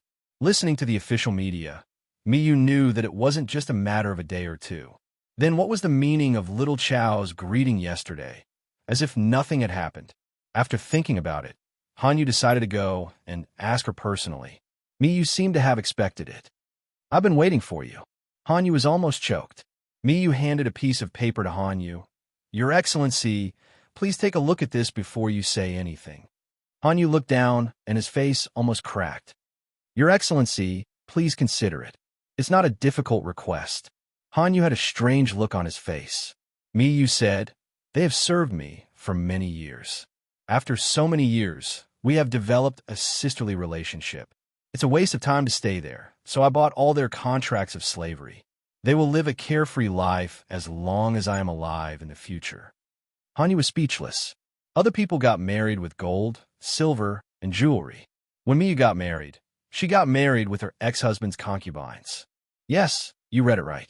She got married with her ex-husband's concubines. After Miyu divorced her ex-husband, she took away all the concubines of her ex-husband who were willing to leave. She even married them into her new husband's family. Ridiculous, Miyu said. Of course I won't make things difficult for your excellency. Their daily necessities, food, clothing, and other expenses are all paid for by me. They won't appear in front of your excellency after marriage. They will only say that they are my dowry. They won't taint the reputation of your house. If the two of them got married, they could live together if they liked it. If they didn't, they could live separately. Miyu was busy, so was Hanyu. No one could blame the other. Hanyu thought it was ridiculous. Why? Miyu smiled. She looked at Hanyu with undisguised ambition. Your Excellency, don't you understand your own situation? You are extremely favored, but you're also extremely dangerous. I can help you and protect you. At the same time, I can borrow your power. This is supposed to be a mutually beneficial thing. Why don't you agree? I heard that the former madam of your house is not well behaved. If there's a proper mistress, she will think twice, right? Hanyu was speechless. After a while, Hanyu said, to be honest, according to the Ministry of Personnel, your promotion is a sure thing. Miyu said, but it's not enough. Not enough. Hanyu said, I can't help you with anything. He didn't think that Miyu was someone who needed to go through the back door. How long had it been since she became an official and became the inspector of Ningzhou? In just a few years, she had walked a path that others might not finish in a lifetime. Of course I don't need your help. His Majesty trusts and values you, Han Wenbin. This is what I value. Miyu said and added, as long as we are husband and wife in name, it will be enough. But whether it is in name or in reality, it depends on fate. Hanyu left with a gloomy face. At this time, a graceful woman walked out from behind the screen. The woman sat beside Miyu and massaged her shoulders. That Excellency doesn't look like he will agree. Miyu smiled and said, why not? The woman was one of her ex-husband's concubines. She was also willing to redeem herself and leave with Miyu. But look, Miyu said, just wait. In a few days, His Majesty will come forward to make peace. The woman was surprised. Why? Miyu said, he has made too many enemies. It seems that he has a strong background, but the wind in the court is always changing. Who knows if his classmates who were laughing with him a few days ago will become his enemy in a few days. How many people have been hurt by his reform of the law? Many people are thinking about him. The woman said, then His Majesty wants to make peace. Miyu said, of course to protect this precious egg. As expected, Miyu would definitely rise to a high position, but she still felt that it was not enough. She really wanted to be at the top of the world. A small Ningzhou couldn't satisfy her ambition. The woman looked at Miyu and sighed. But you don't have to get married, Miyu said. Even if we get married, we can live our own lives. He is an excellent shield. So am I. She and Hanyu are not young people in their 20s. They knew what they wanted. Do you think I am wronged? In the eyes of ordinary people, marriage is a big event that will affect their whole life. But if I get married again, it will be my third marriage. When it came to getting married, it was a matter of familiarity the first time, familiarity the second, and familiarity the third. It doesn't matter whether we get married or not. What matters is how we live our lives. Miyu's effort was equal to her gain, so she didn't feel wronged. If the gain was greater than the effort, then it was a profit. The woman was not optimistic about it. A month later, an imperial edict was issued. She was dumbfounded. Hanyu's ex-wife, Mrs. Tao, and Miyu's ex-husband were also dumbfounded. All the civil and military officials in the court were also dumbfounded. Master Yuan Jing went to visit his students at his old age. Hanyu was not worried as expected, nor was he happy to be a groom. Instead, he was very calm. Things are not like what you were worried about, Master. I get along well with that person. It was not a lie. They really got along well. After a conversation, they found that many of their interests overlapped. It was not love between a man and a woman, but it was not a problem for them to live together. They were more like like-minded friends and husband and wife. The two of them had indeed been friends for nearly 30 years. Hanyu's only grudge was the group of concubines in Miyu's backyard. Are you raising concubines or daughters? On Miyu's 50th birthday, Hanyu gave her concubines 16 gifts. However, at the birthday party, he found that all the women in Miyu's room were strangers. They were all gentle and sweet to her. She was living a better life than the emperor. Did Her Majesty know? Mikan said, "This old one likes to raise daughters. It's not like I've given you a single copper coin." Hanyu was speechless. Did he feed those 16 gifts to the dogs? Genius 1 second to remember my address. Mobile version. Chapter 1854. The spring rain was so noisy that it was hard to fall asleep. Mika tossed and turned in bed from the second half of the night until dawn. She was a light sleeper and had many nightmares, so she woke up after an hour. "What time is it now?" The maid on night duty answered. "Madam, it's just past 7. "It's only 7?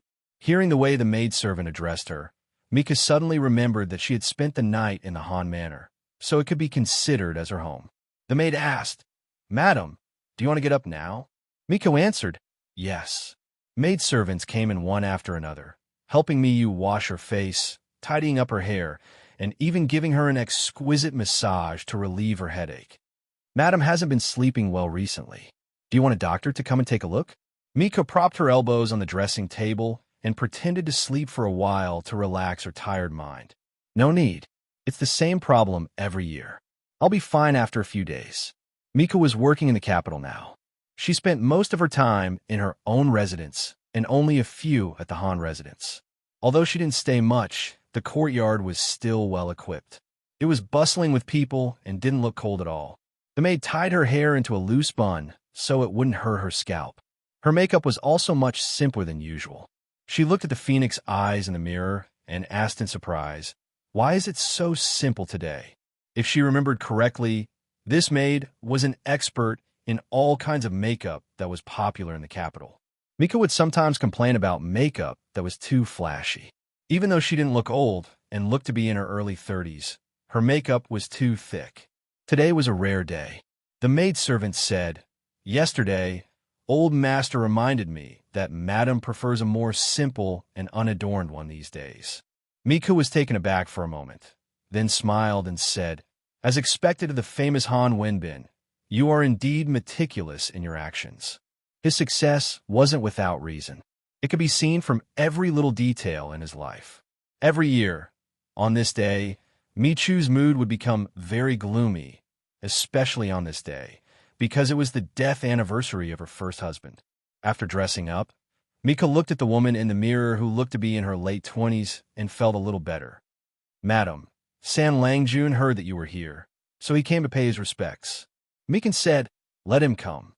When she arrived at the main hall of the main courtyard, the young man who looked like a ball of childishness was waiting for her. "Your son pays his respects to mother."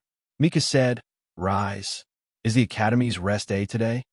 Han Chi stood up and sat on the seat to Mi Chu's right, then said seriously, "Today, the academy will still have classes." Mikan frowned. "Class? This kid is skipping class? That shouldn't be the case." Han Chi was a rather well-behaved child, so well-behaved that he didn't have his own opinions. How can an obedient child do such a disgraceful thing like skipping class? Wasn't he afraid of being beaten up by his father? Han Chi said, "A few days ago, father applied for half a day of classes for me. He said it was to accompany mother." Michu, all right. She had to admit that there was indeed something praiseworthy about a person who was able to make it through the chaos of the world to where he was now and rise up step by step.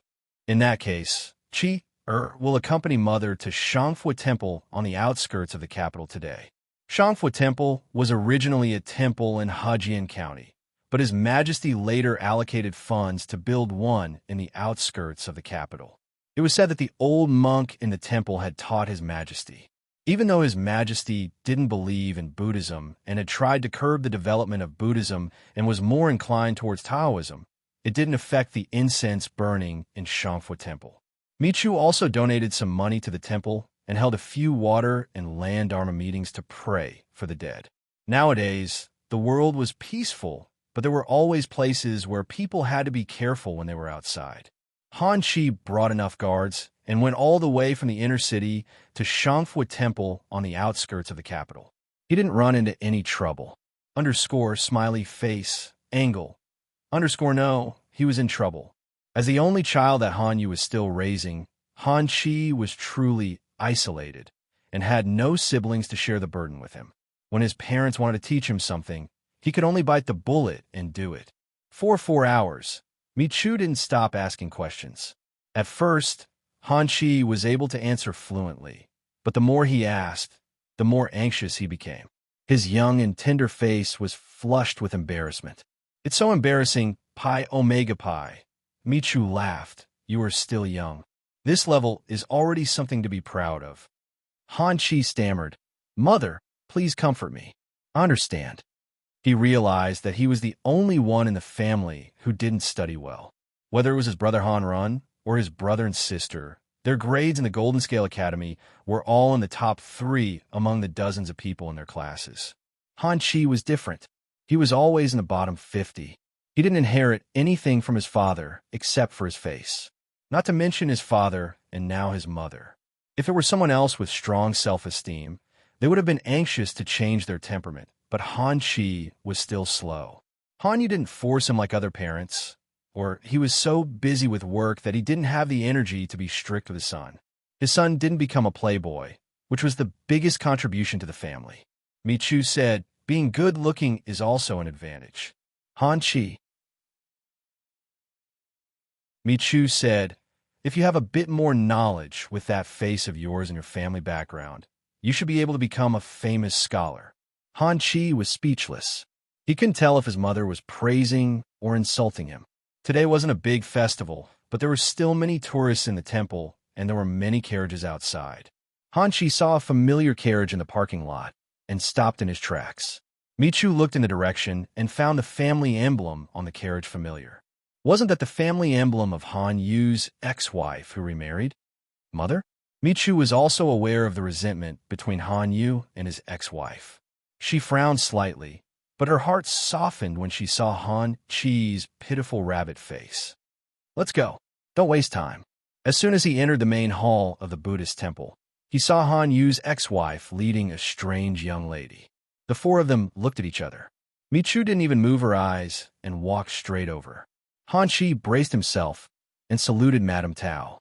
Madame Tao accepted it with a stiff face, but her eyes were fixed on Michu's face, and she clenched the handkerchief in her hand. She snorted and ignored Han Chi. She was about to lead the strange young lady away. Michu reached out her hand and blocked her path. What are you doing? Madame Tao was so angry that her eyes were about to burst into flames. Things had changed with the passage of time. Now she valued other things more than what she used to hold on to. Without the power and status brought by Han Yu, without the protection and halo of the Tao family, she was just a weak and helpless woman. Now, Michu jumped out and took everything she once didn't want. Michu opened the heavy and dazzling golden fan in her hand, the pendant of which was made from the finest jade of the world. She held the fan and covered half of her pretty face. She bowed to you. Madame Tao sneered, so what? He is my flesh and blood. You should bow to me. It's none of your business whether I accept it or not. She was Han Yu's first wife, and Michu was just his 3rd wife. Why? Did she want to stop and bow to me? Unexpectedly, Michu smiled and said, I am a 2nd-rank official in the imperial court. Can a commoner bow to an official? Madame Tao? Han Chi, who was a little sad and wronged. Michu said, She should bow to you, and you should bow to me. Madam, you come from a noble family and are well-educated and reasonable. How can you not know this? You don't have the title of honorary lady. Secondly, you don't have the title of honorary lady. Thirdly, your family was convicted by His Majesty as a traitor. If she ignored you, I wouldn't have recognized you. Since you've recognized Madam's identity, then the rules should be set. Madame Tao's face turned pale, as if it was covered with a layer of white ash. The young lady behind her was also scared and bowed to Michu first. After a while, Madame Tao bowed to Michu reluctantly and extremely humiliatingly. Get up. I am on leave today. so I can't show my authority. If the imperial censor finds out and reports it to His Majesty, it won't be good." Madame Tao gritted her teeth, and her eyes were red. She pinched the young lady's wrist and dragged her away. Should she stay and be humiliated? Han Chi was dumbfounded. Mi Chu said, "She is your birth mother. She shouldn't be treated like this. However, I also can't bear the slightest grievance." She had seen many old foxes in the officialdom. Which one of them didn't have a complicated mind? How could she not see through Madame Tao's thoughts? She was just an ignorant and sad woman. Did she really think that the title of Li's first wife could suppress her? Not to mention actual actions. She couldn't even think about it. In the past, Michu wouldn't do this, but today was different. Today was the anniversary of her late husband's death. She didn't want him to see her being wronged.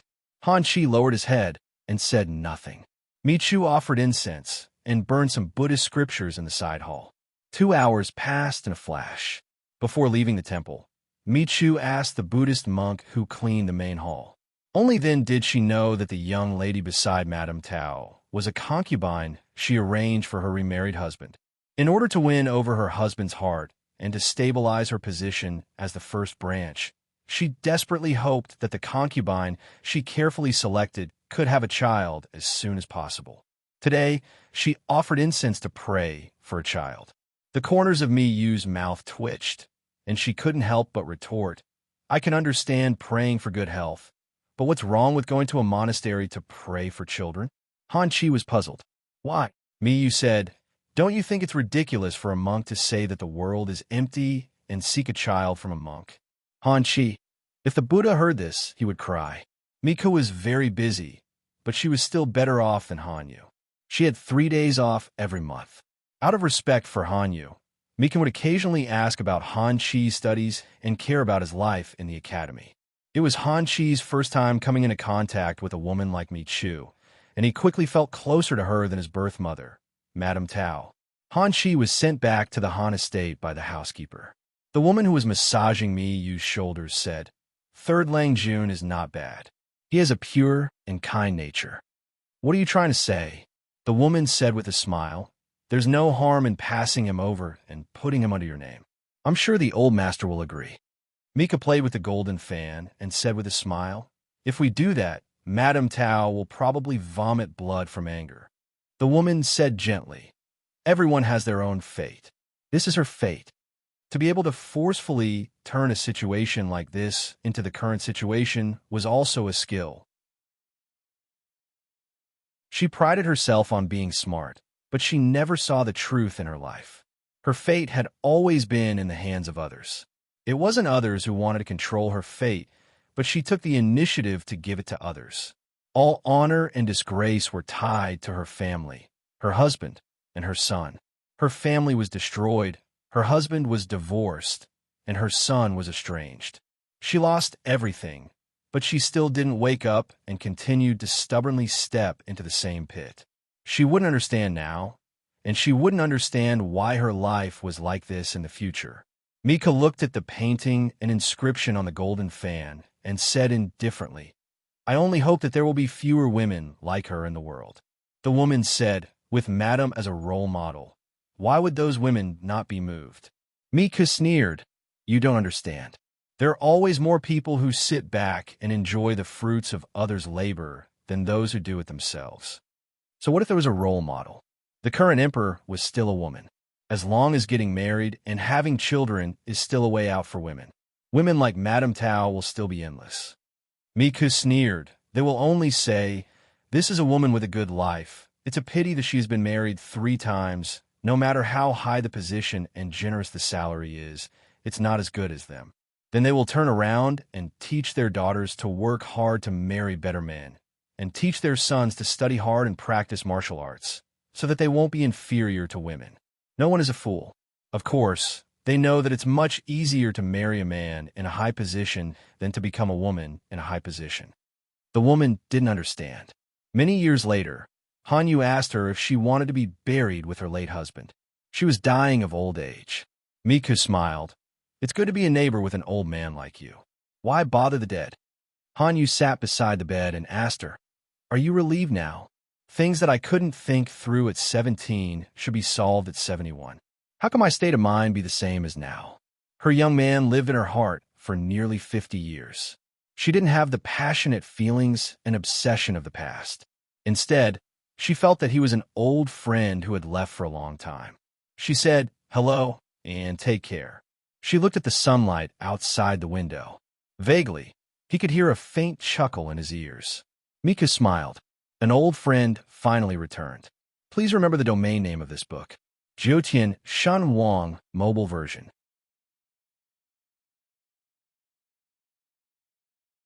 Chapter 1855. Feng Zhen was nicknamed Prodigal Feng. His life philosophy was, joy should be enjoyed in time. How could it be delayed? This was a free and unruly wastrel who was particular about carpe diem. Others laughed at him for being deviant and not knowing what etiquette was. He laughed at others for working hard all their lives and never having a day of true joy. Such a prodigal naturally couldn't be expected to live a 9-to-5 life. It was already good enough that he wasn't caught skipping work every day. However, the situation wasn't right in the past 2 days. Had Prodigal Feng been possessed by someone or something? He actually didn't leave early or arrive late. No, not only did he not leave early or arrive late, but he also arrived early and left late. His brows were full of nervousness and alertness, and his nerves were stretched taut. Could it be that the situation at the front line is tense? Even Prodigal Feng, who had always been unrestrained and calm, was so serious. Was it because the situation at the front line wasn't right? When Feng Zhen wasn't paying attention, such rumors quietly spread, causing many fence-sitters to panic. Finally, it reached the ears of the Lord, Jiang Pengji. She frowned. As the Lord, she was the clearest about the situation at the front line. The enemy couldn't withstand a single blow. The situation wasn't tense, and the provisions and logistics were in place. No matter how she looked at it, this battle was a sleeping victory. What was Feng Zhen up to all of a sudden, making everyone so restless? Seeing that the rumors were getting more and more exaggerated, Jiang Pengji couldn't help but grab Feng Zhen and ask him about it. Why haven't you been to New Lu recently to drink and watch dances? The lady boss of the tavern you frequent is still thinking about your money pouch. Feng Zhen. The two of them stared at each other. Feng Zhen suddenly revealed a little grievance that made one's heart ache. This time, it was Jiang Pengji's turn to be confused. She reflected on herself and didn't find any problems with her words. Did it agitate Feng Zhen? The person who went to New Lu all day to drink and watch dances was indeed Feng Zhen. The lady boss of the tavern was also concerned about his money pouch. He used to be radiant when he talked about these things. Why did he look as if he had offended an innocent woman? My lord, I'm afraid I won't be able to go again, Feng Zhen muttered. Please don't urge me to go again. As Feng Zhen's gang of scoundrels, it was perfectly normal for them to go to the women's den to drink and watch a dance together. However, without the tools to commit the crime, Jiang Pengji wouldn't stay there overnight. Ever since they got married, Feng Zhen's personality had changed. He only drank and didn't cross the line. For the two of them, go to New Lu to drink was not so much because they were greedy for the wine there, but because they were greedy for the colors there. Because of this, Feng Zhen was secretly scolded by many people. They said that he was a wastrel who had led the lord astray. Feng Zhen felt that he had been wronged. His lord was just an experienced driver who was familiar with the roads. Why would she need him to take her driving test? Jiang Pengji said, "You've changed? Are you preparing to turn over a new leaf?" Feng Zhen sighed. My wife is pregnant. The doctor said that her pulse is not very stable. Jiang Pengji understood. So that was why. If that was the reason, she could understand Feng Zhen's choice. It was fine if he wasn't serious normally, but he should pay attention to his wife's pregnancy. This was something he should do as a man. However, that's not right. If your wife is pregnant, then why have you been leaving early and returning late? I won't increase your salary, even if you work a few more hours a day. It's better to finish what you're doing early and go home to accompany your wife. Jiang Pengji criticized Feng Zhen. Do you know how much of a joke you've made with your recent series of abnormal actions? Everyone thought that Feng Longzi was acting out of character because the front line was in a tight spot. There were so many people spreading rumors that even I almost believed them. When I investigated the source, it was actually you, Feng Zhen. How could she blame him for this? She was pushing the blame too far. Feng Zhen sighed. It's precisely because my wife is pregnant that I don't dare to go back. After thinking about it, I can only help my lord relieve her of her burdens. Jiang Pengji raised her hand to stop Feng Zhen from bewitching her. Out of 10 words that came out of Feng Longzi's mouth, 8 needed to be carefully considered to be true or false. The remaining 2 were false. Are you willing to be honest? Feng Zhen choked for a moment and said with grievance, It's true that my wife is pregnant that I don't dare to return to the manor. Jiang Pengji didn't quite understand. Feng Zhen was old, his knees were weak, and his body wasn't very healthy. His wife was pregnant after much difficulty, so he should be ecstatic. This was so abnormal. Could it be that the child belonged to old Wang next door? Jiang Pengji couldn't help but raise her eyebrows and recall which family lived next door to Feng Zhen's. Feng Zhen saw the slight change in her expression and knew that his lord was mistaken. He had to explain in a low voice. Before this, I had a son named Feng Yi. He was the son that my first wife gave birth to at the cost of her life. Yi has been intelligent and beautiful since he was young. His temperament is very similar to his mother's. Feng Zhen had a son before. Jiang Pengji was very surprised because she didn't know about this before. Listening to Feng Zhen's tone, this child should have died young. It was indeed young, and the cause of death was related to Feng Zhen. That year, Feng Zhen was addicted to hanshi powder. The young Feng, he didn't know the truth and happened to see Feng Zhen after taking hanshi powder. He thought that something had happened to him and hurriedly went to find the housekeeper to save Feng Zhen, who knew that in early spring, the rain would be plentiful and the moss would be lush. Little Feng Yi accidentally slipped off the stone steps and fell into the icy cold pond water. Although he was saved, he caught a serious cold that night and died of high fever.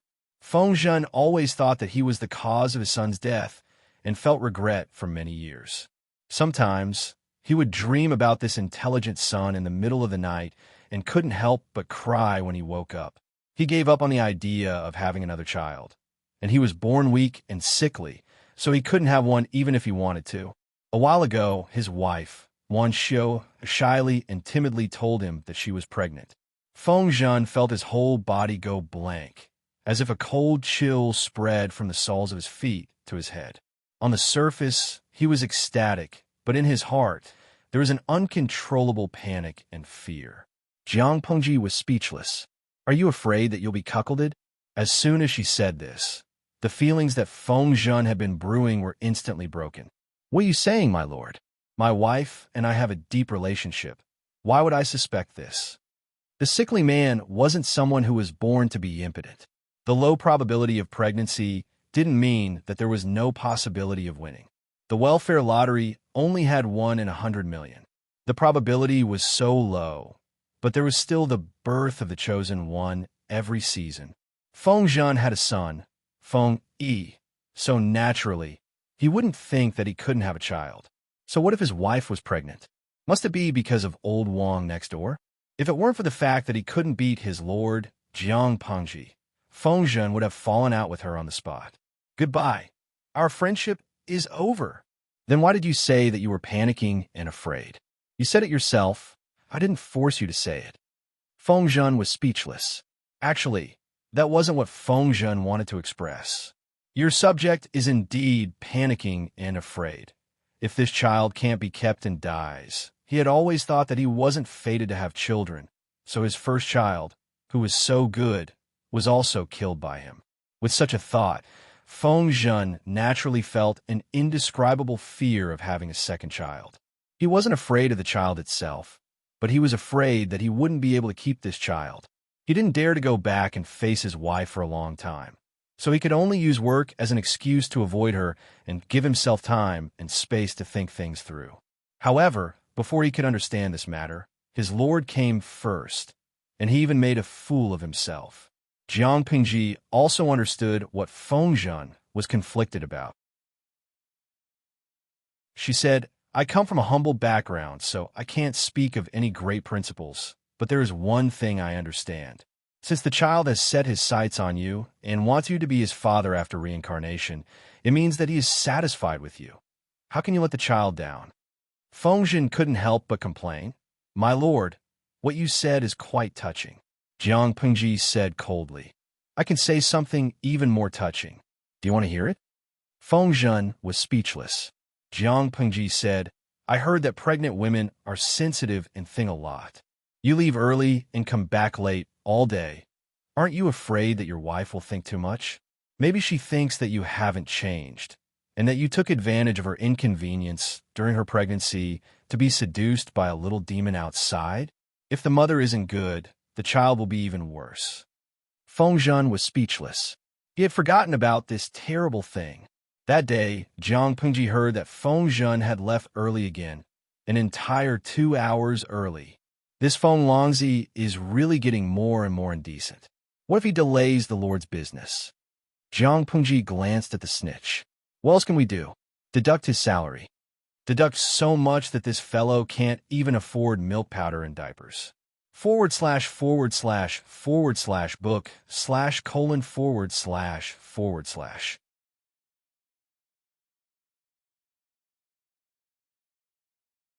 Chapter 1856. On the road on the outskirts of the capital. The blue-robed young man looked at the lofty wall that was faintly visible on the horizon. His eyes couldn't help but light up a little. Feng Langjun, it's windy outside. Why don't you rest in the carriage? The curtain of the carriage was lifted, revealing a small and delicate face. There were a few freckles on her cheeks, but she looked even more cute and lively. The girl's invitation made the young man in blue fall into a trance, but quickly turned into awkwardness. He rejected her and couldn't help but steer his horse away from her. Seeing this, the girl snorted and pouted. You look like a smart person. Why are you so insensible? The young man in blue had good eyes and ears. The sound of the carriage wheels wasn't loud, so he didn't miss the girl's complaint. His expression became even more awkward. At this time, the young man riding with him came forward and joked in a low voice. Brother Rongli, you're so boring. The lady is interested in you. But you, the goddess dreams, the king has no heart. The lady is the daughter of a rich merchant in Sun Prefecture. Her father is very rich, and her business seems to be quite big. If you marry her, you can spend the rest of your life lying on a mountain of gold and silver. The young man in blue glared at him, but his eyes were so good that he couldn't feel any disgust when he glared at him. If you like it, go ahead. Don't drag me into it. His companion laughed. If I had a face like Brother Rongli's in talent, I would naturally try my luck and see if I could marry into her family and become her son-in-law. Unfortunately, the body that my parents gave me has already been decided. She doesn't like your blockhead. The young man in blue sighed helplessly. Seeing this, he could probably guess who he was. It was Feng Rongli, the eldest son of Feng Zhen, who had outstanding achievements in local politics and was transferred back to the capital. But he was unlucky. He accidentally got separated from his servant and didn't bring much money with him. Fortunately, he met the young man next to him, a Jianghu ranger who said he wanted to go to the ends of the world with his sword and punish evildoers, so he hitched a ride with him. This ranger companion was a warm-hearted person. His only flaw was his fondness for women. He would never stop fooling around. However, what made Feng Yi and her companions despair was that all the flowers and plants that were attracted had their eyes on Feng Yi. No matter how Feng Yi said he was engaged and that he had a fiancée at home, it couldn't stop his luck with women. The exuberant peach blossoms made Feng Yi tremble. His companion laughed at him for being timid. How could a man like a man be scared by a woman who came to him voluntarily? Feng Yi and Feng Yi's Feng. How could he tell his friends that half a year ago his fiancée had sent him a letter from home, along with a romance book with a seemingly strange plot? Oh, the author was Layman Zaiki, who had been growing more and more girlish these years. The book had a total of more than 30,000 words, and in a concise manner, it told the story of a high-ranking female official who took 7 tests to meet her fiancé and finally got married and entered the bridal chamber. In layman's terms, this was the woman setting a trap for the man, one trick after another. Feng Yi couldn't help but break into a cold sweat for the male protagonist. What worried him the most was that there was a small note in the letter. Changxing asked him if he wanted to do the same. Feng Yi was worried since he was on his way. He was afraid that he would meet Miss Bao, the prostitute who sold herself to bury her father, the poor servant girl who was abused by her master. Of course, Feng Yi had not met any of these tricks since he had been on the road, but it didn't mean he was safe, especially when the ranger who was with him was a womanizer. Feng Yi was always nervous. "You're such a boring man." Feng Yi frowned and said, "A gentleman should be clean." His companion smiled and said, "Fine, you're a gentleman. I just want to be a playboy." Feng Yi frowned again, but he didn't say anything. When they were about to enter the city, Feng Yi declined the goodwill of the rich merchant and his daughter. His heart wanted to fly to the mansion. "You really refused?" His companion said, "I can see that the father and daughter really appreciate you." According to the rich merchant, Feng Yi promised to marry his daughter, and he prepared a dowry of tens of thousands of coins for his daughter. Feng Yi was a scholar. He talked well and had an elegant temperament, but he dressed plainly. He didn't come from a good family. If he married this rich merchant's daughter, he would at least have financial support for his studies and career. Feng Yi said helplessly, "I already have a fiancé." His companion was speechless. He really had a fiancé? He thought that Feng Yi was just finding an excuse to fool the others.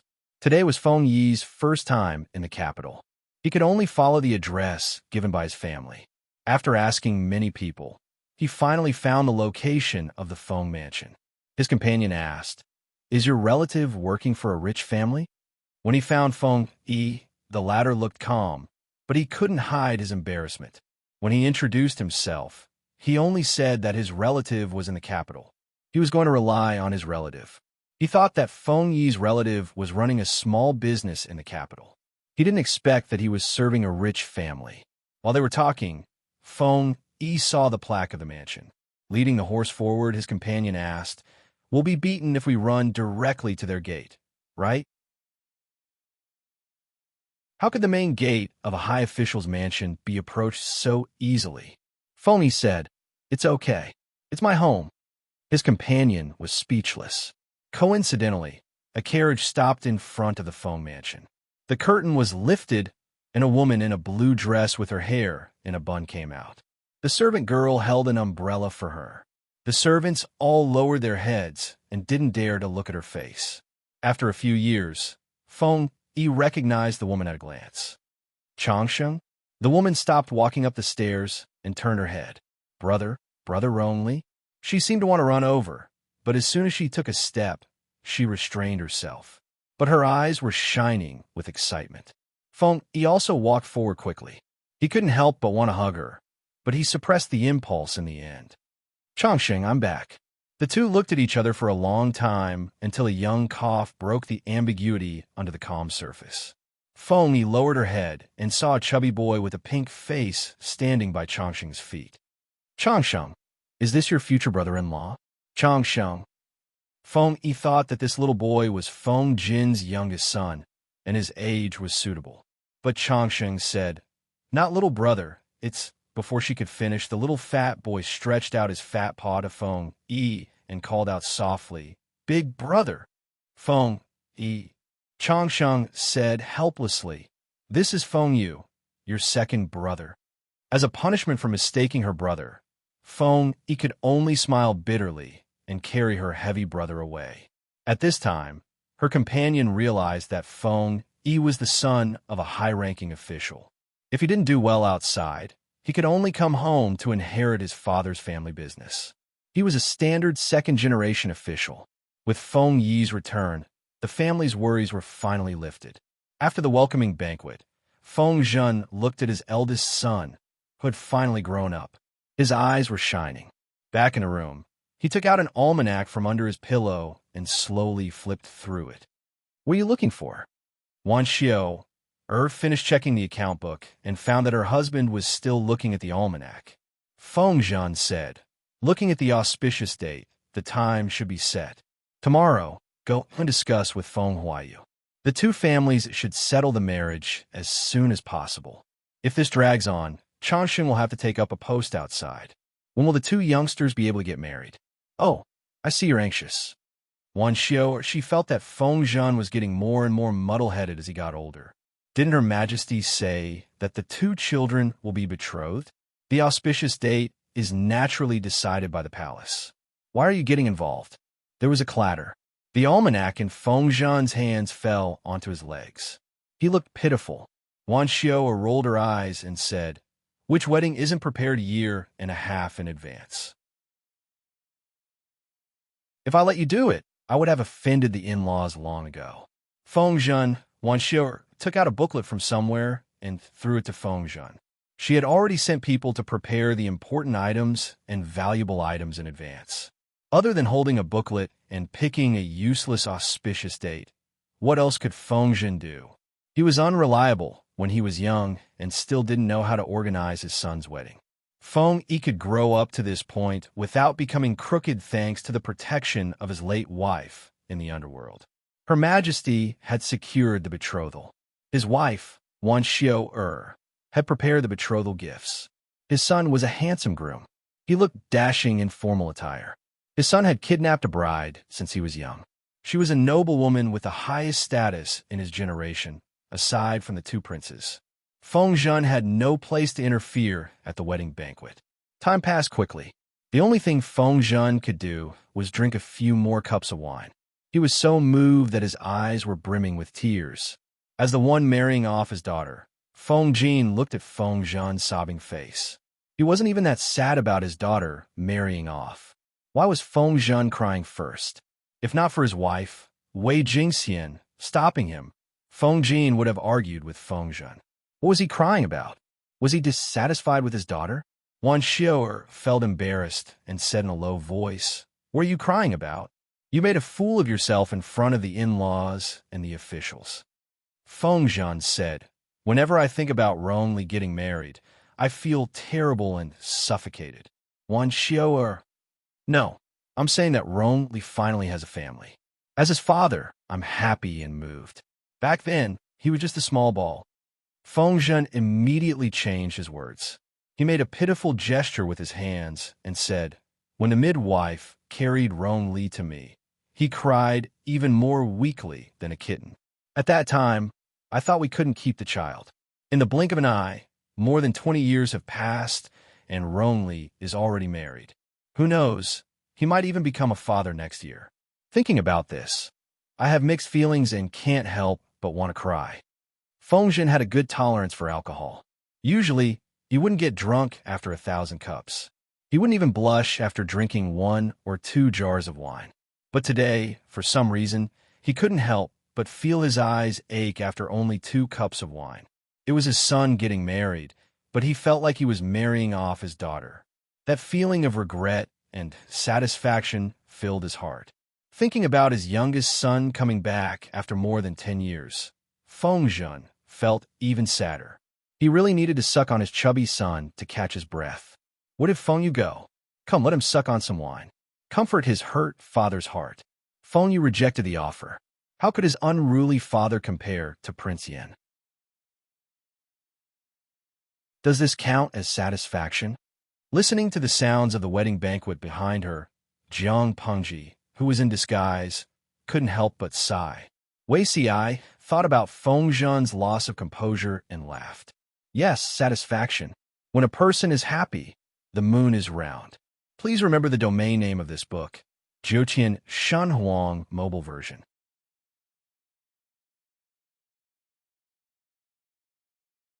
Chapter 1857. Didn't they say that this animal is very fierce? The young man in brocade clothes used a stick in his hand to poke the dark wild man who was locked up in the iron prison. It was said that the wild man in the iron prison was a child raised by a wolf pack. For some reason, he was separated from the wolf pack and was caught by a playboy who went out to hunt. They had heard of wolf children, but they had never seen a living one. He looked like a human, and there was nothing special about him. The servant standing next to the young man said in a trembling voice, he was fed medicine, and now he has no strength left in his body. He was very fierce before, and even bit someone's arm off. That ruthlessness made people shiver. Lang Jun, be careful. Don't let this animal hit you. The young man didn't know how this wolf child grew. He looked like he was about 10 years old, but he was as tall as an adult man. He was tall and strong, and his muscles were tight and full of explosive power. His 2 long legs had amazing jumping power, and he ran very fast. If it weren't for the large number of people in the hunting team, and the little animal hadn't eaten for a few days, it would have run away. The young man, who was called Lang Jun by the servant, sneered and deliberately poked the wolf child's face with the stick in his hand. He's half dead. Do you think I'm afraid of him? The servant flattered. Lang Jun, you're right. But this animal hasn't washed for many days, and his excretion is also like an animal. I haven't trained him well. If he's now, I'm afraid I'll dirty your eyes. I'll send him to you after he's washed and trained. The young man threw the stick away and said, Remember to be quick. We're counting on him to turn the tables in the fight. The servant hurriedly nodded and bowed, as if giving a military order. The young man was not in the mood to listen to the servant's flattery. He waved his hand and signaled his guards to leave with him. He didn't see that when he turned around, a pair of dark and wild eyes stared at his face, full of bloodthirst. The young man didn't notice, but the servant did. When the young man left, the servant clenched his fist and threatened the weak wolf child. What are you staring at? Be careful, or I'll dig out your eyeballs. The wolf kid was raised by the wolves. Since he was born, he had never trimmed his hair. The servants thought it was too troublesome to do so, so they took a pair of scissors and cut off the dirty, smelly, and stone-like hair. Then they pressed the wolf kid into the cold pool water to bathe him. Every time the wolf kid choked on the water in the pond, he would let out a sorrowful and panicked cry. The servants who were watching the scene would roar with laughter, as if the scene in front of them was very amusing. Half a month later, the wolf child was pushed into the beast-fighting gambling house as a secret weapon. To put it bluntly, the beast-fighting gambling game was just an entertainment for some playboys. They would starve their pets for 2 days before throwing them into the arena for them to fight to the death. The pets that participated in the death match were usually heinous prisoners on death row. The winner would live, and the loser would die without a complete corpse. In order to add to the fun, they would usually set up a prize. The winner would get the prize, and some playboys would take pleasure in this. They would groom death row prisoners to fight and win the prize, which would give them face among their peers. Of course, fights between humans weren't fun either. Sometimes, savage beasts would be thrown in to increase the number of variables. The wolf child was the secret weapon of the young man. In less than a year, the wolf child helped the young man win countless battles. As a price, he was covered with terrible injuries, some of which were so deep that his bones could be seen. Every time he left the arena, he would be drenched in blood. Some people would even laugh and applaud when they saw him bite off his opponent's throat. However, no matter how powerful the wolf child was, he was not invincible. Indeed, he had the fighting instinct of a wolf and a body that was stronger than many adults. But after all, he didn't know how to fight. When he met a capable opponent, he would only lose. When he lay in a pool of blood, dying, his life seemed to be rapidly draining from his body. In a daze, his body was picked up from the ground, and the person seemed to be saying something. What a poor child. When the wolf child learned the human language, he learned that the person who saved him was called Fu Yang, a person who was taller, stronger, and more powerful than him. Every day, he was forced to learn the human language, learn the human handwriting, and practice martial arts at the same time. How could the wolf child be restrained? Naturally, he refused to be disciplined. As a result, he was taught a lesson. What, Fu Yang?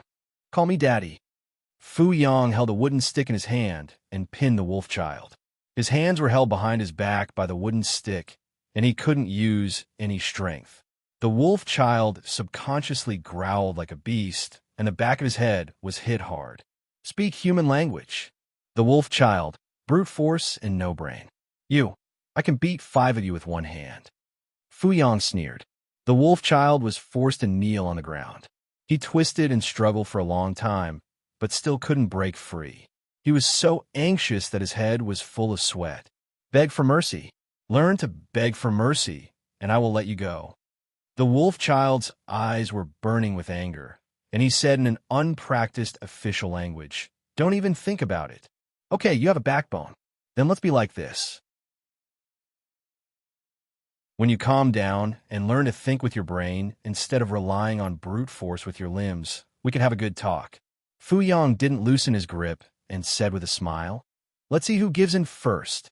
The two were in a stalemate from noon until the moon was high in the sky. The wolf child knelt until his knees were bruised. Fu Yang felt that the stimulation wasn't enough, so he asked his beloved concubine to feed him. The wolf child could only kneel and smell the food, but he couldn't eat it. "Kid, do you see that?" Fu Yang's mouth was full of oil, replenishing his lost strength. The wolf child was so tired that his lips were cracked, and his dark eyes were bloodshot. The wolf child bared his teeth at Fu Yang and stretched his neck to bite him, but his teeth were almost broken by Fu Yang's huge fist. "You have to learn to be flexible, kid. Pure brute force will only make you die without even knowing how you died." Fu Yang grabbed a pair of chopsticks with his free hand, picked up a piece of meat, and put it next to the wolf child's mouth. "I know you can understand human language. If you understand, then eat. If you don't, then continue to starve." After a while, Fu Yang heard the wolf child spit out a mouthful of bloody saliva, threatening him fiercely. "I will kill you sooner or later. Yo, you've learned to talk tough? You've improved a lot, but you're still a little green." Fu Yang sneered. "In this world, there are many people who want to kill me. The Meng family is not even on the list. Who do you think you are? When I die of old age, you probably won't have the chance." Fu Yang took pity on the wolf child and accepted him as his godson. He even gave him a name. "In the future, you will be called Wang, Fu Wang." The wolf child thought that Wang meant expectation. Many years later, he learned that the name Fu Yang gave him was derived from "I hope that he will come back." Fu Yang's way of education was quite simple and rough, which was just right to restrain wild and unruly people like Fu Wang. Why didn't he learn calligraphy and the art of war? Beat him until he was willing to learn. Why didn't he learn the elegant language? Beat him until he could speak fluently. Why didn't he call him father? Beat him until he could call him father sweetly. If you don't have the power to resist, you have to learn to be flexible. This is called strategic hibernation. It's not a disgrace to conserve energy and endure hardships. Fu Yang stroked his adopted son's head. Every time he beat his adopted son, he would instill such thoughts in him. If Fu Wang admitted defeat soon, he would be beaten again. "You're a wolf, not a dog. Why are you wagging your tail? You can't lose the courage in your bones. You're embarrassing me. Fu Wang, I'm afraid it's going to be difficult." Under such an education model, it was impossible for Fu Wang not to be crooked. "I count on my fingers. You're about 21 or 22 this year, right?" Fu Wang rolled his eyes. How'd he know how old he was? "Come, son, let your uncle take you to a good place. You're an adult. You should learn some things." Uncle Da was the death row prisoner who had beaten Fu Wang to death. At that time, Fu Yang had saved Fu Wang by chance to save his old comrade who had become a death row prisoner. Fu Yang adopted Fu Wang, and the latter became his only son. Uncle Da naturally became Fu Wang's martial arts master and one of his elders. "Learn what?" Fu Wang was traumatized by it. Fu Yang smiled slyly. "You'll know when you get there. It's a good thing." In the end, Fu Wang was still dragged to the women's room and spent the night in a daze. Fu Wang was born to do this. At the age of 27 or 28, he became the most famous general under Fu Jing's command. Fu Yang was the spy that the royal family of Dongqing had placed in Sangzhou to monitor the Mengs. The conflict between him and the Mengs had escalated. During that time, Fu Wang clearly felt that the atmosphere in the military camp had become strange. Fu Yang, the old man, also became haggard and thin at a speed visible to the naked eye. "You're dying?" Fu Wang happened to hear the doctor's words. He grabbed the doctor like a chicken and confronted him in front of Fu Yang's sickbed. Fu Yang smiled weakly. "I'm so old. I'm not allowed to die of old age." Fu Wang pursed his lips tightly and said nothing. Fu Yang was only 45 years old. He had always been strong, and there was still a long way to go before he died of old age. A while ago, when the father and son were fighting, Fu Wang was suppressed by Fu Yang for a while with his rich experience. If Fu Wang didn't have the advantage of physical strength, he probably wouldn't have had the upper hand. How did he fall ill so easily? After Fu Yang finished speaking, his face suddenly darkened. If I die, remember not to mistreat your uncles. Otherwise, I'll crawl back to the netherworld and strangle you to death. Fu Wang's heart was filled with indescribable annoyance. Someone set you up? Who? The old bastards of the Mings? Calm down. Fu Yang reprimanded with a displeased expression. What's with your reaction? Have your years of teaching been eaten by dogs? Fu Wang was so angry that he flung his sleeves and left. When he saw Fu Yang again, the latter was already in a dying state. Listen, Fu Yang used his last breath to say, it's not the Mings. Don't look for the truth. In the middle of the night, Fu Yang passed away. Fu Wang was so angry that he smashed all the weapon racks in the drill ground. On the 7th day after Fu Yang's death, the Mings, who had been at odds with Fu Yang for many years, sent someone to invite Fu Wang to be their henchman with a smile. Henchman, do you think you're qualified? The Ming's envoy didn't mind. After all, Fu Wang's temper was well known in Sangzhou. Young general, don't you want to know how General Fu died?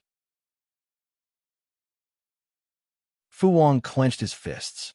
He almost couldn't restrain himself from lifting the envoy and interrogating him. You, the Ming's envoy said, young general, only our family head can protect old General Fu's life's work. Please think about it carefully. A thought flashed through Fu Wang's mind as he thought of a possibility. The royal family? But how could it be possible? Fu Yang, this old man, was loyal and devoted to the imperial family. If Fu Wang had the slightest disrespect, he would have been beaten into a pig's head. How could the royal family deal with old Fu? The Ming's envoy smiled meaningfully, but Fu Wang's heart sank. Is the emperor suspecting my adoptive father? The Ming's envoy said, being with the emperor is like being with a tiger. The emperor's heart is unpredictable. This indirectly confirmed Fu Wang's speculation. Not long after, Fu Wang took the soldiers and confidants left by Fu Yang to join the Mings, but they didn't listen to orders. In order to win him over, the Mings used a lot of money, beauties, luxurious cars. The people of Sangzhou only said that Fu Wang was an ingrate who turned to the enemy, who killed Fu Yang after his adoptive father's death. Some of Fu Yang's old subordinates didn't understand, but Fu Wang did things his own way. The world was in chaos, and the Mings took advantage of the situation to recruit soldiers and buy horses. The Mings expanded, but they ignored Fu Wang, who was hiding in the dark. This guy turned the tables and took over the Mings. He was then recruited by Prince Changshu, who was the most powerful at that time, and became the most valiant general. Prince Changshu knew that Fu Wang was a beauty, so he tried his best to find a woman for his beloved general. Fu Wang had a bad temper, and sometimes he would deliberately offend people. For example, he once said at a banquet that he liked Prince Changshu's beloved concubine. That beloved concubine was extremely beautiful, and it was said that her appearance was similar to Wang Huiyun, one of the two beauties of the Wangs. Prince Changshu used to be this talented woman's admirer, but unfortunately, the goddess married Xie Qian, a boorish man. Because of this past, Prince Changshu doted on this beloved concubine, even though she was born in a brothel. Hearing Fu Wang asking for her, Prince Changshu hesitated. Was his beloved general more important, or his beloved concubine? Needless to say, his beloved general was more important. He felt uncomfortable, but he still generously pushed his beloved concubine, who was pouring wine for him, to Fu Wang's side. Being pushed by him, the wine pot in his hand fell to the ground, and the wine spilled all over the floor. The woman's expression changed slightly, but she still bowed meekly and came to Fu Wang's side to serve him. After the banquet ended, Fu Wang sat in the carriage with his eyes closed. His legs stretched out and occupied almost the entire space in the carriage. The woman could only shrink in a corner and lower her head. After a long time, Fu Wang loosened his collar and let go of the smell of alcohol. "It doesn't feel good to be sent here and there, does it?" The woman said in a low voice. "This is my life. There's no such thing as feeling good or uncomfortable." Fu Wang sneered. "You're very beautiful. If you serve me well, I won't give you away."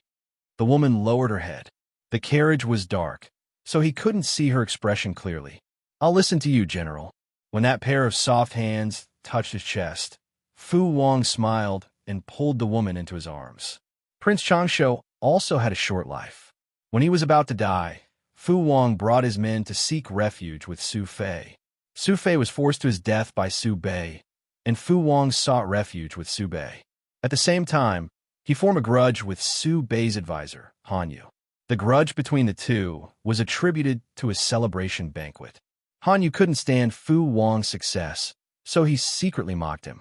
He originally thought that Fu Wang was a boorish man who didn't understand and was scolded. Who would have thought that he was a cunning man on the outside and hated Han Yu? After that, Su Bei was killed by Jiang Pengji, and Fu Wang wanted to jump ship again. But halfway through, he was caught by Jiang Pengji's advisor, Qiguan Rang. The crazy fan spirit, who still fanned himself in the middle of winter, looked at Fu Wang with a smile. "General Fu, I haven't seen you for many years. How are you?" Fu Wang curled his lips and mocked back. "I'm very good. There's no cold in the winter anymore." Qiguan Rang threatened in a low voice. "When General Fu meets my lord, you'd better think about what you say, lest you lose your head." Fu Wang didn't believe it, but in the end, he was taught a lesson by Jiang Pengji. He relived the years when he was suppressed and beaten by Fu Yang. Someone said to Jiang Pengji, "He's just a lackey. How can we trust him so easily?" Jiang Pengji said, "He can't kill me. If he dares to betray me, he'll die earlier than me." The outside world thought that Fu Wang would continue to kill his boss and jump ship. Who would have thought that Jiang Pengji's life would be so tough? Speaking of which, Fu Wang's battle record was quite good. He almost never lost a battle, but his previous boss was too weak. No matter how fierce a general was, he couldn't save the situation from collapse. Not to mention, Fu Wang would occasionally slack _smiley face angle _ when the world was about to be settled. Fu Wang did something that shocked the world and caused the outside world to discuss it. He remarried his former beloved concubine as his legal wife. If one observed carefully, they would notice that after the appearance of his beloved concubine, all the women around Fu Wang gradually disappeared. She was the only one left. Taking a concubine as his wife? Ridiculous. Han Yu threw the invitation card away as soon as he saw it. He gave a small gift and did not show up himself. Do I need to discuss with them who I want to marry and sleep with? Too much nonsense. Instead of doing proper things, all they do is stare at people's backyard and 3 inches below their navels. Fu Wang cursed. Other than his lord, Jiang Pengji, and his beloved wife, he would not listen to anyone else. His wife sighed. "My previous experience was indeed criticized by others," Fu Wang said. "But what does this have to do with them? Do they sleep with me?" He slept with his own woman, but he didn't do anything shameful in broad daylight. What was an outsider talking about? His wife forced a smile. In fact, she had wondered why Fu Wang was so in love with her. Once, he even made her drink a dozen jars of wine to get information out of her. The answer was beautiful. Fu Wang replied drunkenly, "Beautiful. Look at this face, look at these hands, look at these feet, I like everything." When his wife heard the answer, she felt much more at ease. She was grateful to Fu Wang for having a shelter in this chaotic world. She was not like a rootless duckweed drifting everywhere. Genius 1, second remember site address. Mobile version, M.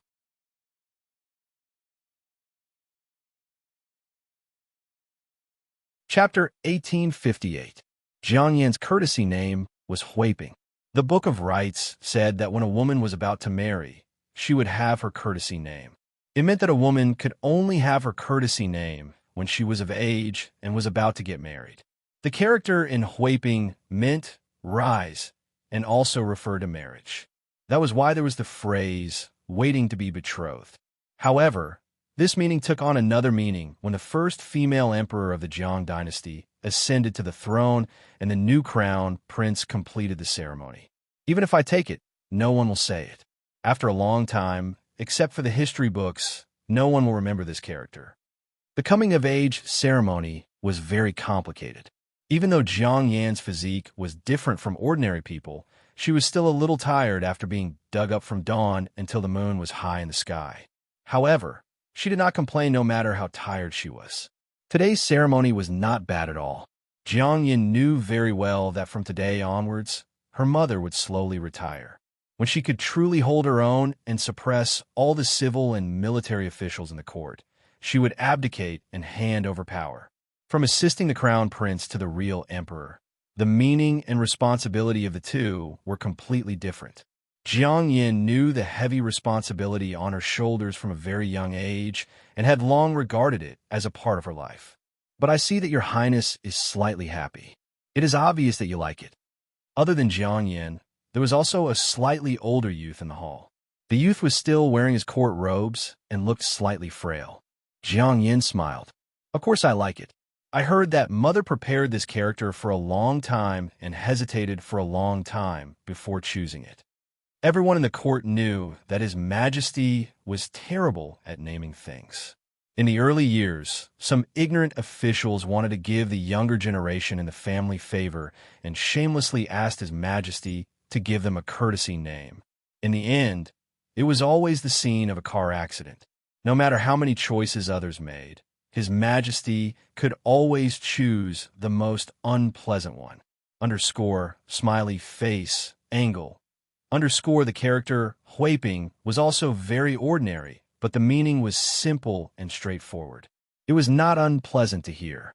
It seemed that His Majesty really put in a lot of effort. Jiang Yan rolled up the sleeves of the youth's court robes in boredom.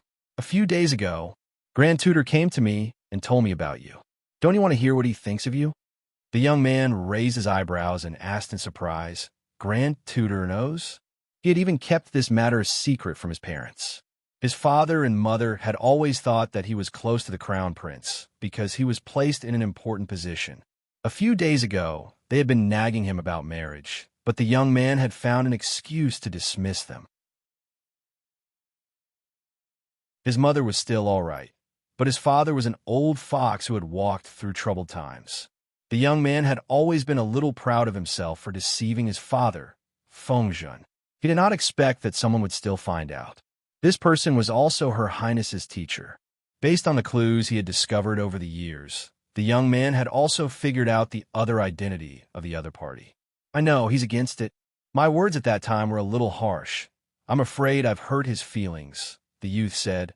Worry leads to confusion. Grand Tutor, this is also the prince in your heart. Jiang Yan said indifferently. Indeed. However, Grand Tutor is right. Fengyu, are you really willing? As he asked, the conversation he had with Grand Tutor Wei, CI, surfaced in his mind. Your Highness, do you know what the outcome will be if you choose Fengyu?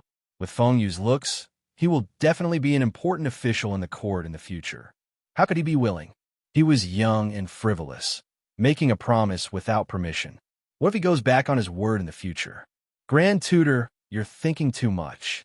I'm the future ruler of the world. How can I be restrained by a man? It's enough that both parties are in love with each other. What else does Fengyu want? One day, if he really has a change of heart, I'll secretly grant him a death sentence. The secrets of the royal family and the dignity of the emperor cannot be tarnished. Only the dead can keep their mouths shut. I can let him rise rapidly, but I can also consign him to eternal damnation. Life and death, honor and disgrace are in my hands. If he wants to rebel, it's up to me. Jiang Yan was conceited, but on some matters, she was calmer than her mother. Wei Ci was stunned for a moment, then asked, Is he willing? Jiang Yan asked doubtfully, Why not? Behind the scenes, he's the man of the emperor. In front of others, he's the second son of the Feng family. He's an important official who holds great power in the court and is deeply favored by the emperor. There are gains and losses. To get all this, he has to give up some things. For example, the inheritance of the clan, a normal marriage. If that doesn't work, I'll give him a male heir in the future and secretly bring him back to inherit the clan. The court today can't tolerate so much willfulness. If her mother, Jiang Pingji, did not give Wei Xi a proper name because of the situation, then Jiang Yin had never thought of giving Feng Yu a proper name. If it wasn't Feng Yu, it could be someone else. It wasn't like she had to be alone. She and Feng Yu were in love. Rather than saying that they liked each other, it would be better to say that Feng Yu was the man of the same age that she was most familiar with. They didn't hate each other. They were familiar with each other. She also had the confidence to control everything about Feng Yu without going overboard. For Jiang Yin, who only cared about politics, Feng Yu was the most effortless and worry-free choice. The country, the court, and the people were what she should be concerned about. A man was just a necessary condition for her to give birth to an heir. If Feng Yu hadn't taken the initiative to expose this layer of window paper, Jiang Yin also planned to get someone to find a suitable target in private. If she chose to do so, she would most likely kill him after using him. Jiang Yin needed a seed that could make her pregnant and give birth to a high-quality heir, not a man who would take care of the backyard for her. She didn't need any hidden dangers. However, Feng Yu was the son of an important minister in the court, Feng Zhen. He was also one of the heavenly sons. Since she could not kill him after using him, she could only keep him for future use. Feng Yu also agreed. Jiang Yin said, "He took the initiative to mention it to me. I feel that this person is very tactful. He was my study companion since I was young. It's good to know him well and use him. Anyway, I have to have an heir. Why not find someone who is pleasing to the eye, tactful, and can help? At least, I don't need to get to know him." Wei Xi sighed. Compared to his father, Feng Yu's ability to read people's minds surpasses his father. He understood Jiang Yan's thoughts. He took the initiative to give in and sacrifice himself in exchange for a favorable impression. I like to deal with smart people. Feng Yu is very tactful. There's no need to think too much. There's too much deception in the court. It's rare for someone to be willing to be honest with me. This feeling is quite refreshing. Jiang Yin said lightly, "Grand Tutor, you don't have to worry that I'll be at a disadvantage. No matter how clear Feng Yu is about my thoughts, I allowed him to see it. He can't turn it over." Faced with Jiang Yan's question, the youth Feng Yu smiled and held her hand to touch his face. To be by Her Highness's side has been my obsession in this life. Now that it has finally come true, why should I regret it? He was educated to give everything for the person in front of him. Feng Yu did the same, but he also had his own selfish motives. Other than himself, no one else could have closer contact with her. Feng Yu had thought that he would be an exception to her. Until Jiang Yin revealed the idea of looking for a good seed, he knew that he was wrong. With Wei Xi as an example, Feng Yu also knew what risks he would face if he dared to like the crown prince. In Jiang Yan's eyes, the political affairs would always belong to the first wife. He could only be a virtuous and capable second wife. Want to be promoted? He would only have a chance if he endured for more than 20 years until she abdicated. Even if the chance was slim, there was still a chance, right? Jiang Yin said, "Then remember what you said today. Otherwise, you will know how different I am from Mother." Mother would not kill Wei Xi, but she would kill Feng Yu. Feng Yu said respectfully, "I will remember." Jiang Yin dealt with most of the government affairs that had piled up for the day. Then she asked the servants to prepare hot water to bathe and wash up. When she came back, she said to Feng Yu, "It's late. Let's settle down." Feng Yu's eyes flashed with a trace of astonishment. Seeing his reaction, Jiang Yin seemed to emphasize angrily, "After today, I'm already an adult. What can I do? It was just sleeping with a man. As a crown prince, why couldn't she do it?" Feng Yu, as Crown Prince Jiang Yan's most trusted person, Feng Yu also had his own place to sleep in this palace. But today was different. He did not sleep in the side hall that he usually slept in, but in the main hall's main courtyard on the crown prince's bed. The next day, Jiang Yin specially asked the servants to prepare red dates and white fungus soup for breakfast. She hated sweet food the most. Red dates had been on her blacklist for a long time. Suddenly hearing that Her Highness wanted red dates and white fungus soup, the kitchen was a little confused. Red dates, blood-nourishing. The serving maid then remembered that Her Highness's period had just ended 2 or 3 days ago. But Her Highness's blood volume had always been very small. She usually left after 1 or 2 days.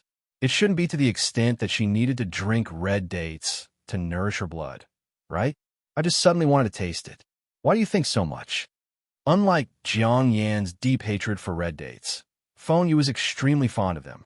Yesterday, it seemed that even his mouth had the taste of red dates. Jiang Yan suddenly didn't hate it so much.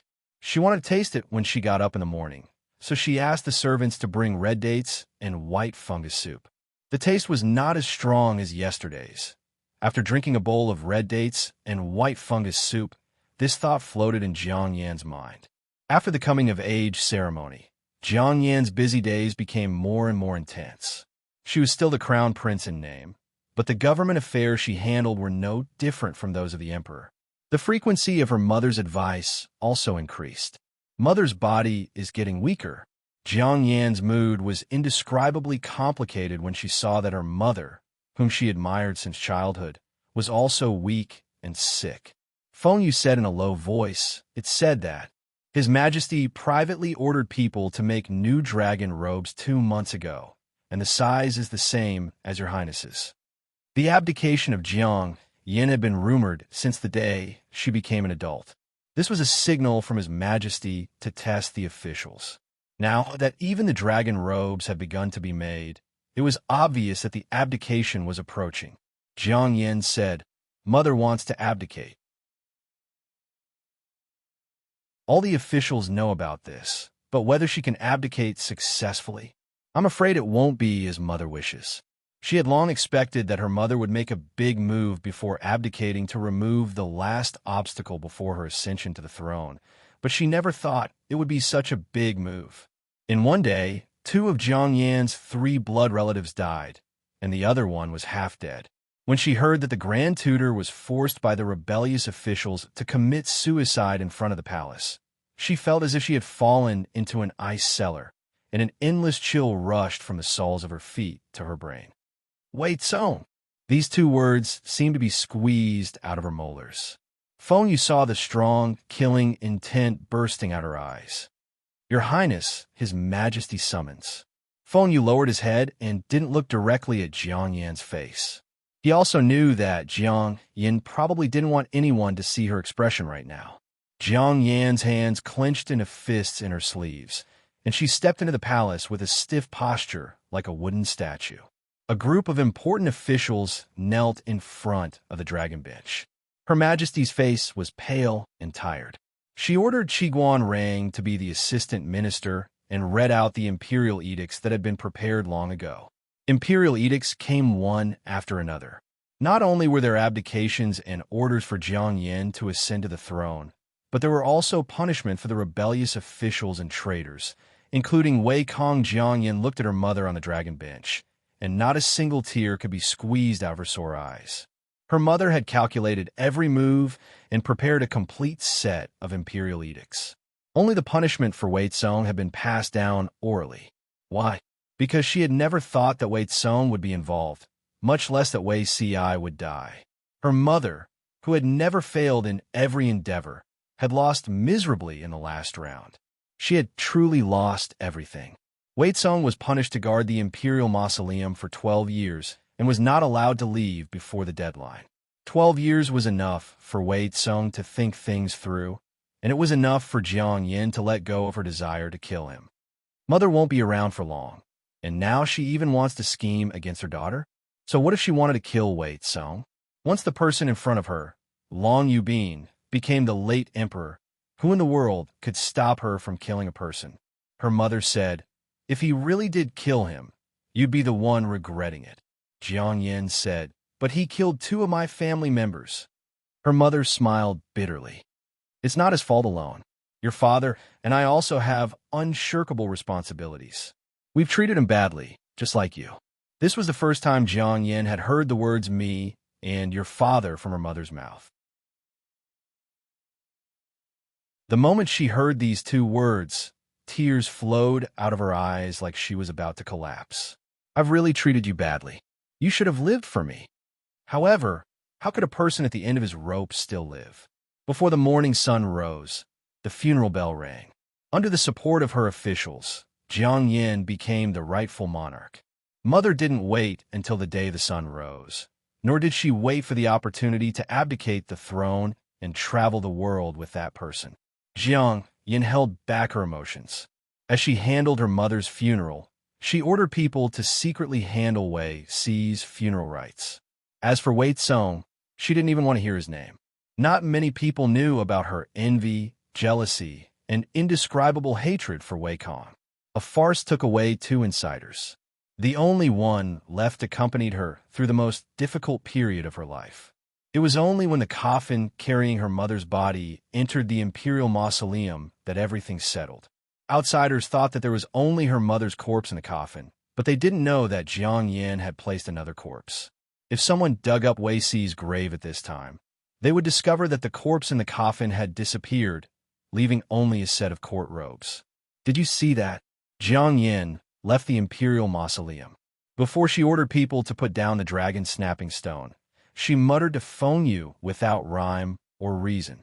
Feng Yu replied, "This official saw it. This is the result of being too sentimental." Jiang Yin sneered. As an emperor, why do you need so many unnecessary and burdensome emotions? Feng Yu looked at the main tomb of the imperial mausoleum and sighed faintly. Although Wei Si's mistakes could prevent him from taking detours, it also increased many obstacles. He had thought that if Wei Si could endure until His Majesty abdicated the throne, he would be able to kick aside government affairs and ascend to the throne. Now, it seemed that his hopes were slim. The example of his parents had left a deep psychological shadow on His Majesty. He didn't know if he could get over it in this life. 12 years later, His Majesty looked at his daughter, who was reading late into the night, and let out a complicated sigh. Feng Yu said, "Your Majesty, did you go to see him today?" For so many years, Feng Yu had never dared to step on a landmine. He had always addressed Wei Tsong as His Majesty said, "I did. He's not young anymore, but he's still alone. He's as simple as before. He hasn't made any progress after so many years." Feng Yu was startled when he heard that. He was very familiar with Her Majesty, so he knew that her tone, when she mentioned Wei Tsong, was completely different from before. "I forbade him from stepping foot into the capital for the rest of his life, but I will give him a chance if his son is promising on account of his old friendship with the Grand Tutor." Feng Yu listened without saying a word. Her Majesty continued, "I quarreled with him. It was the only time in my life. I felt much better after saying what I wanted to say." She was jealous of her younger brother, but because of her status as the heir apparent, she had to learn to restrain her true emotions. After so many years, when she saw her blood relative again, she found her former jealousy somewhat laughable, because, while she was jealous, envious, and loathed her younger brother, she also deeply loved him. He was the only thing her parents had left her. When she was young, she would definitely disdain to admit this, but when she was middle-aged, she felt that there was nothing to hide. Feng Yu wasn't surprised to hear this. Her Majesty's study had a few paintings with Wei Tsong in them. If she really wanted to never see her younger brother again, would those paintings still be an eyesore to her? Another 14 years later, Jiang Yin abdicated the throne. Feng Yu said ruefully, "It wasn't easy, but I've finally made it." Jiang Yin had been on the throne for a few years longer than the former emperor. When she abdicated, she was healthy and without any illness. Cao Zhongwu had long changed his appearance. When he first came to Jiangnan, he heard that a famous painter of the Jiang dynasty lived in seclusion there. Jiang Yin and Feng Yu glanced at him from afar. Wei Tsong had inherited the Grand Tutor's appearance and temperament. From afar, it was as if that person had been reborn. "Your Majesty isn't going over?" Wei Tsong had traveled the mountains and seas with his wife, never knowing that someone sent by his sister was secretly guarding and protecting them. Jiang Yin retracted her gaze and indifferently turned around. "I don't want to see him."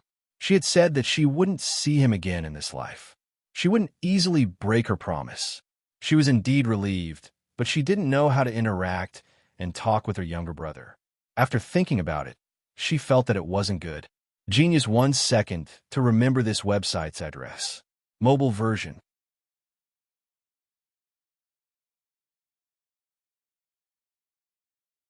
Chapter 1859.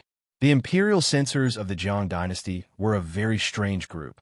From the emperor to the officials, and even the commoners, there was almost nothing they did not dare to offend.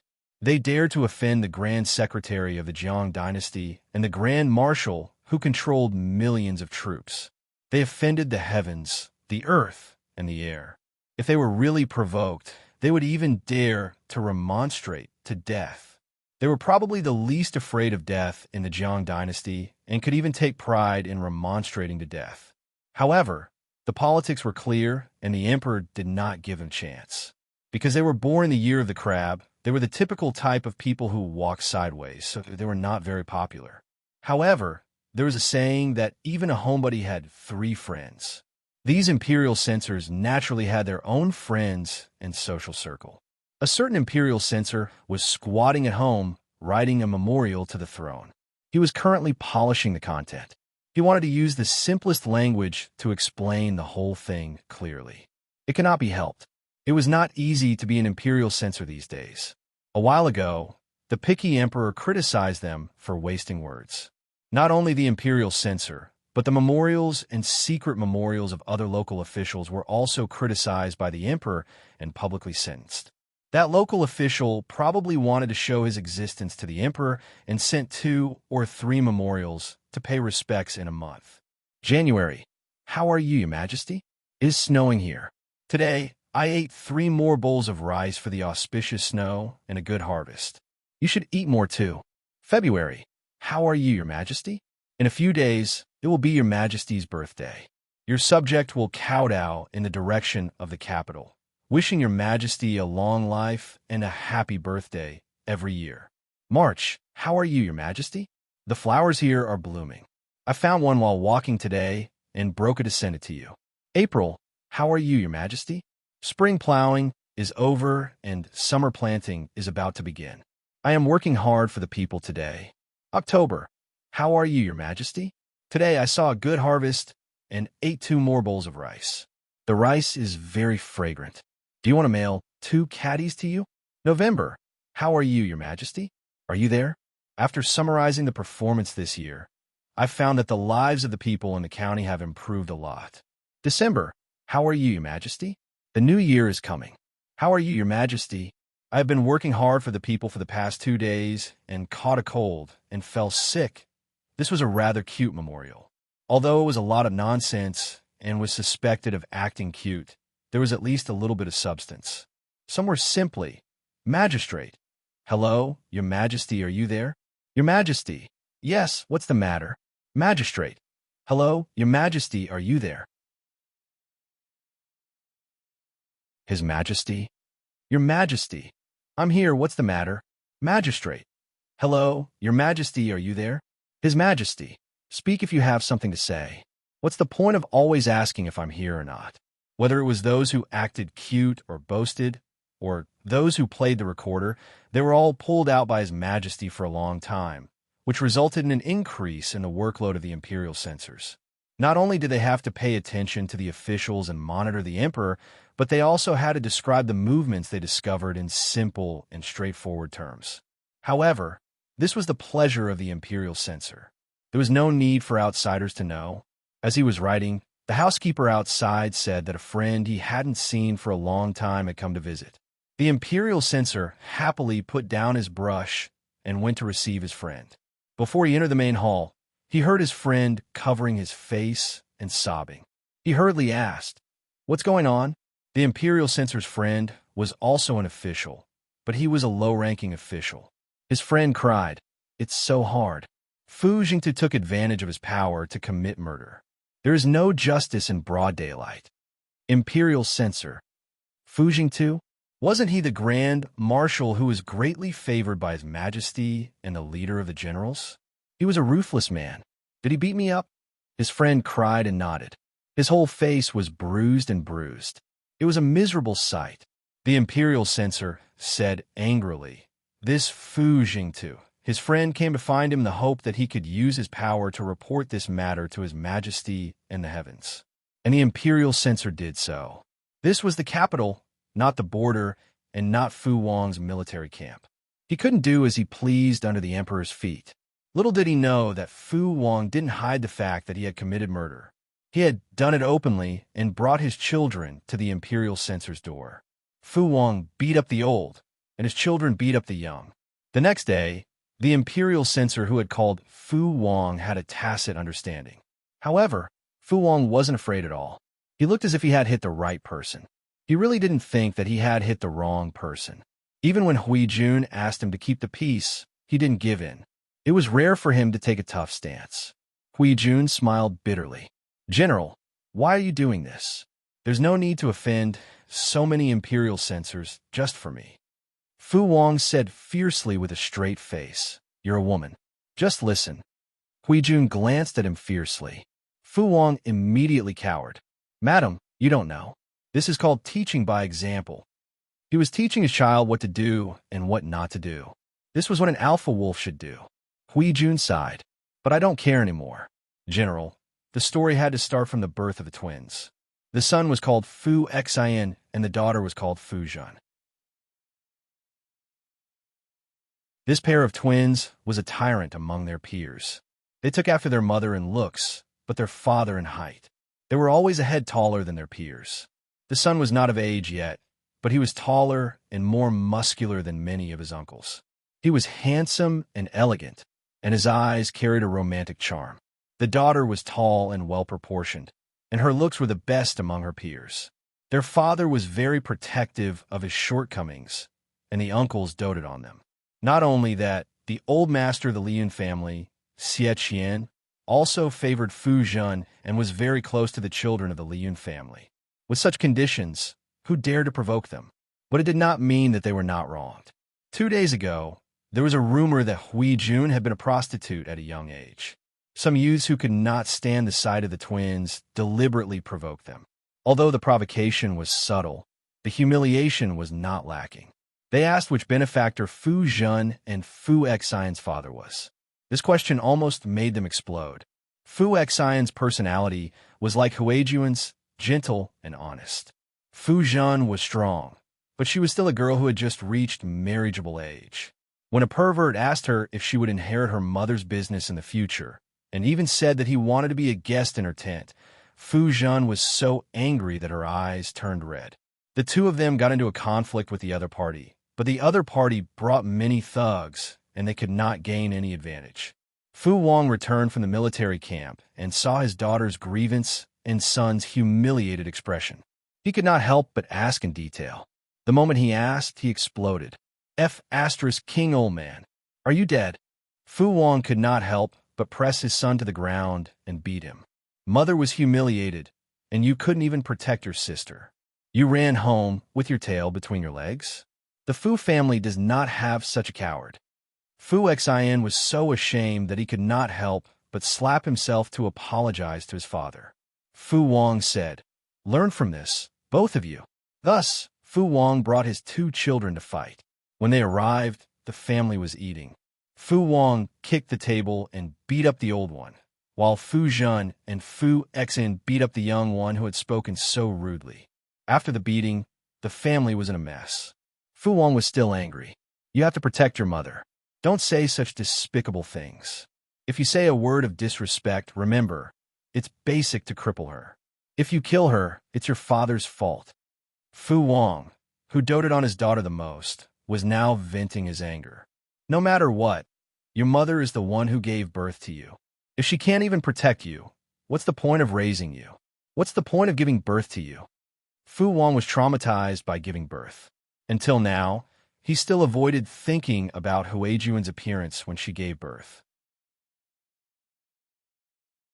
Whenever he thought about how the 2 children came about, he loved Huijun even more. Huijun was his true love. Children were an accident. Do you understand? The children could not even protect their mother. They were a disgrace to Fu Wang. Were they still wolf pups? Even dog pups were not so weak. Dogs don't think their mothers are ugly, and children don't think their families are poor. How would they do it? They didn't even know how to talk back, and they couldn't even fight back. Fu Wang really had the urge to put the children back in the furnace. Don't make them a disgrace. Of course, he knew about Huajuan's past, but so what? Those old men slept with him and gave birth to his children. They were not very capable, but they were good at gossiping. Did they really think that Fu Wang was not a wolf just because he had not fought for many years? If he really wanted to mess with these people, he would make them regret their ancestors for 18 generations. Fu Wang, who was full of anger, was not someone to be trifled with. On that day, the court officials saw the rare scene of Fu Wang confronting the imperial censor. "That's amazing, Marshal Fu," Han Yu murmured to himself as he watched. "He looks simple-minded, but is actually treacherous. It was rare to misjudge." As a result, the court was full of gunpowder. Fu Wang almost got into a fight, and His Majesty finally intervened. Huijun listened to the gossip, but the smile on her lips became more and more intense. Fu Wang was indeed rude and not gentle enough, but it was rare for him to be so sincere. How could she not like him? But I can't let him be too complacent, lest he becomes arrogant again and wants a yard after taking an inch. She was old, but she was still as impatient as a young boy. Sometimes when her children came to pay their respects, she could only say that she had a cold. She was too embarrassed to tell the real reason. Huijun had been doing business for years. From the original textile to the present, she was involved in many industries. Naturally, she had her own means to gain a foothold in the business world. This time, she had investigated the rumors. Of course, she had to fight back against the deliberately disgusting means of the opponent. There were various means of competition in the business world, but it was too much to reach out to her children and try to drive a wedge between them. She couldn't help but squint, and her beautiful eyes were flashing with cold, killing intent. Fu Wang was reprimanded by His Majesty and went home. Huijun had just returned. "I just went to the Feng mansion to talk to Feng Huaizhang about something." Fu Wang was speechless. What did she have to say to him?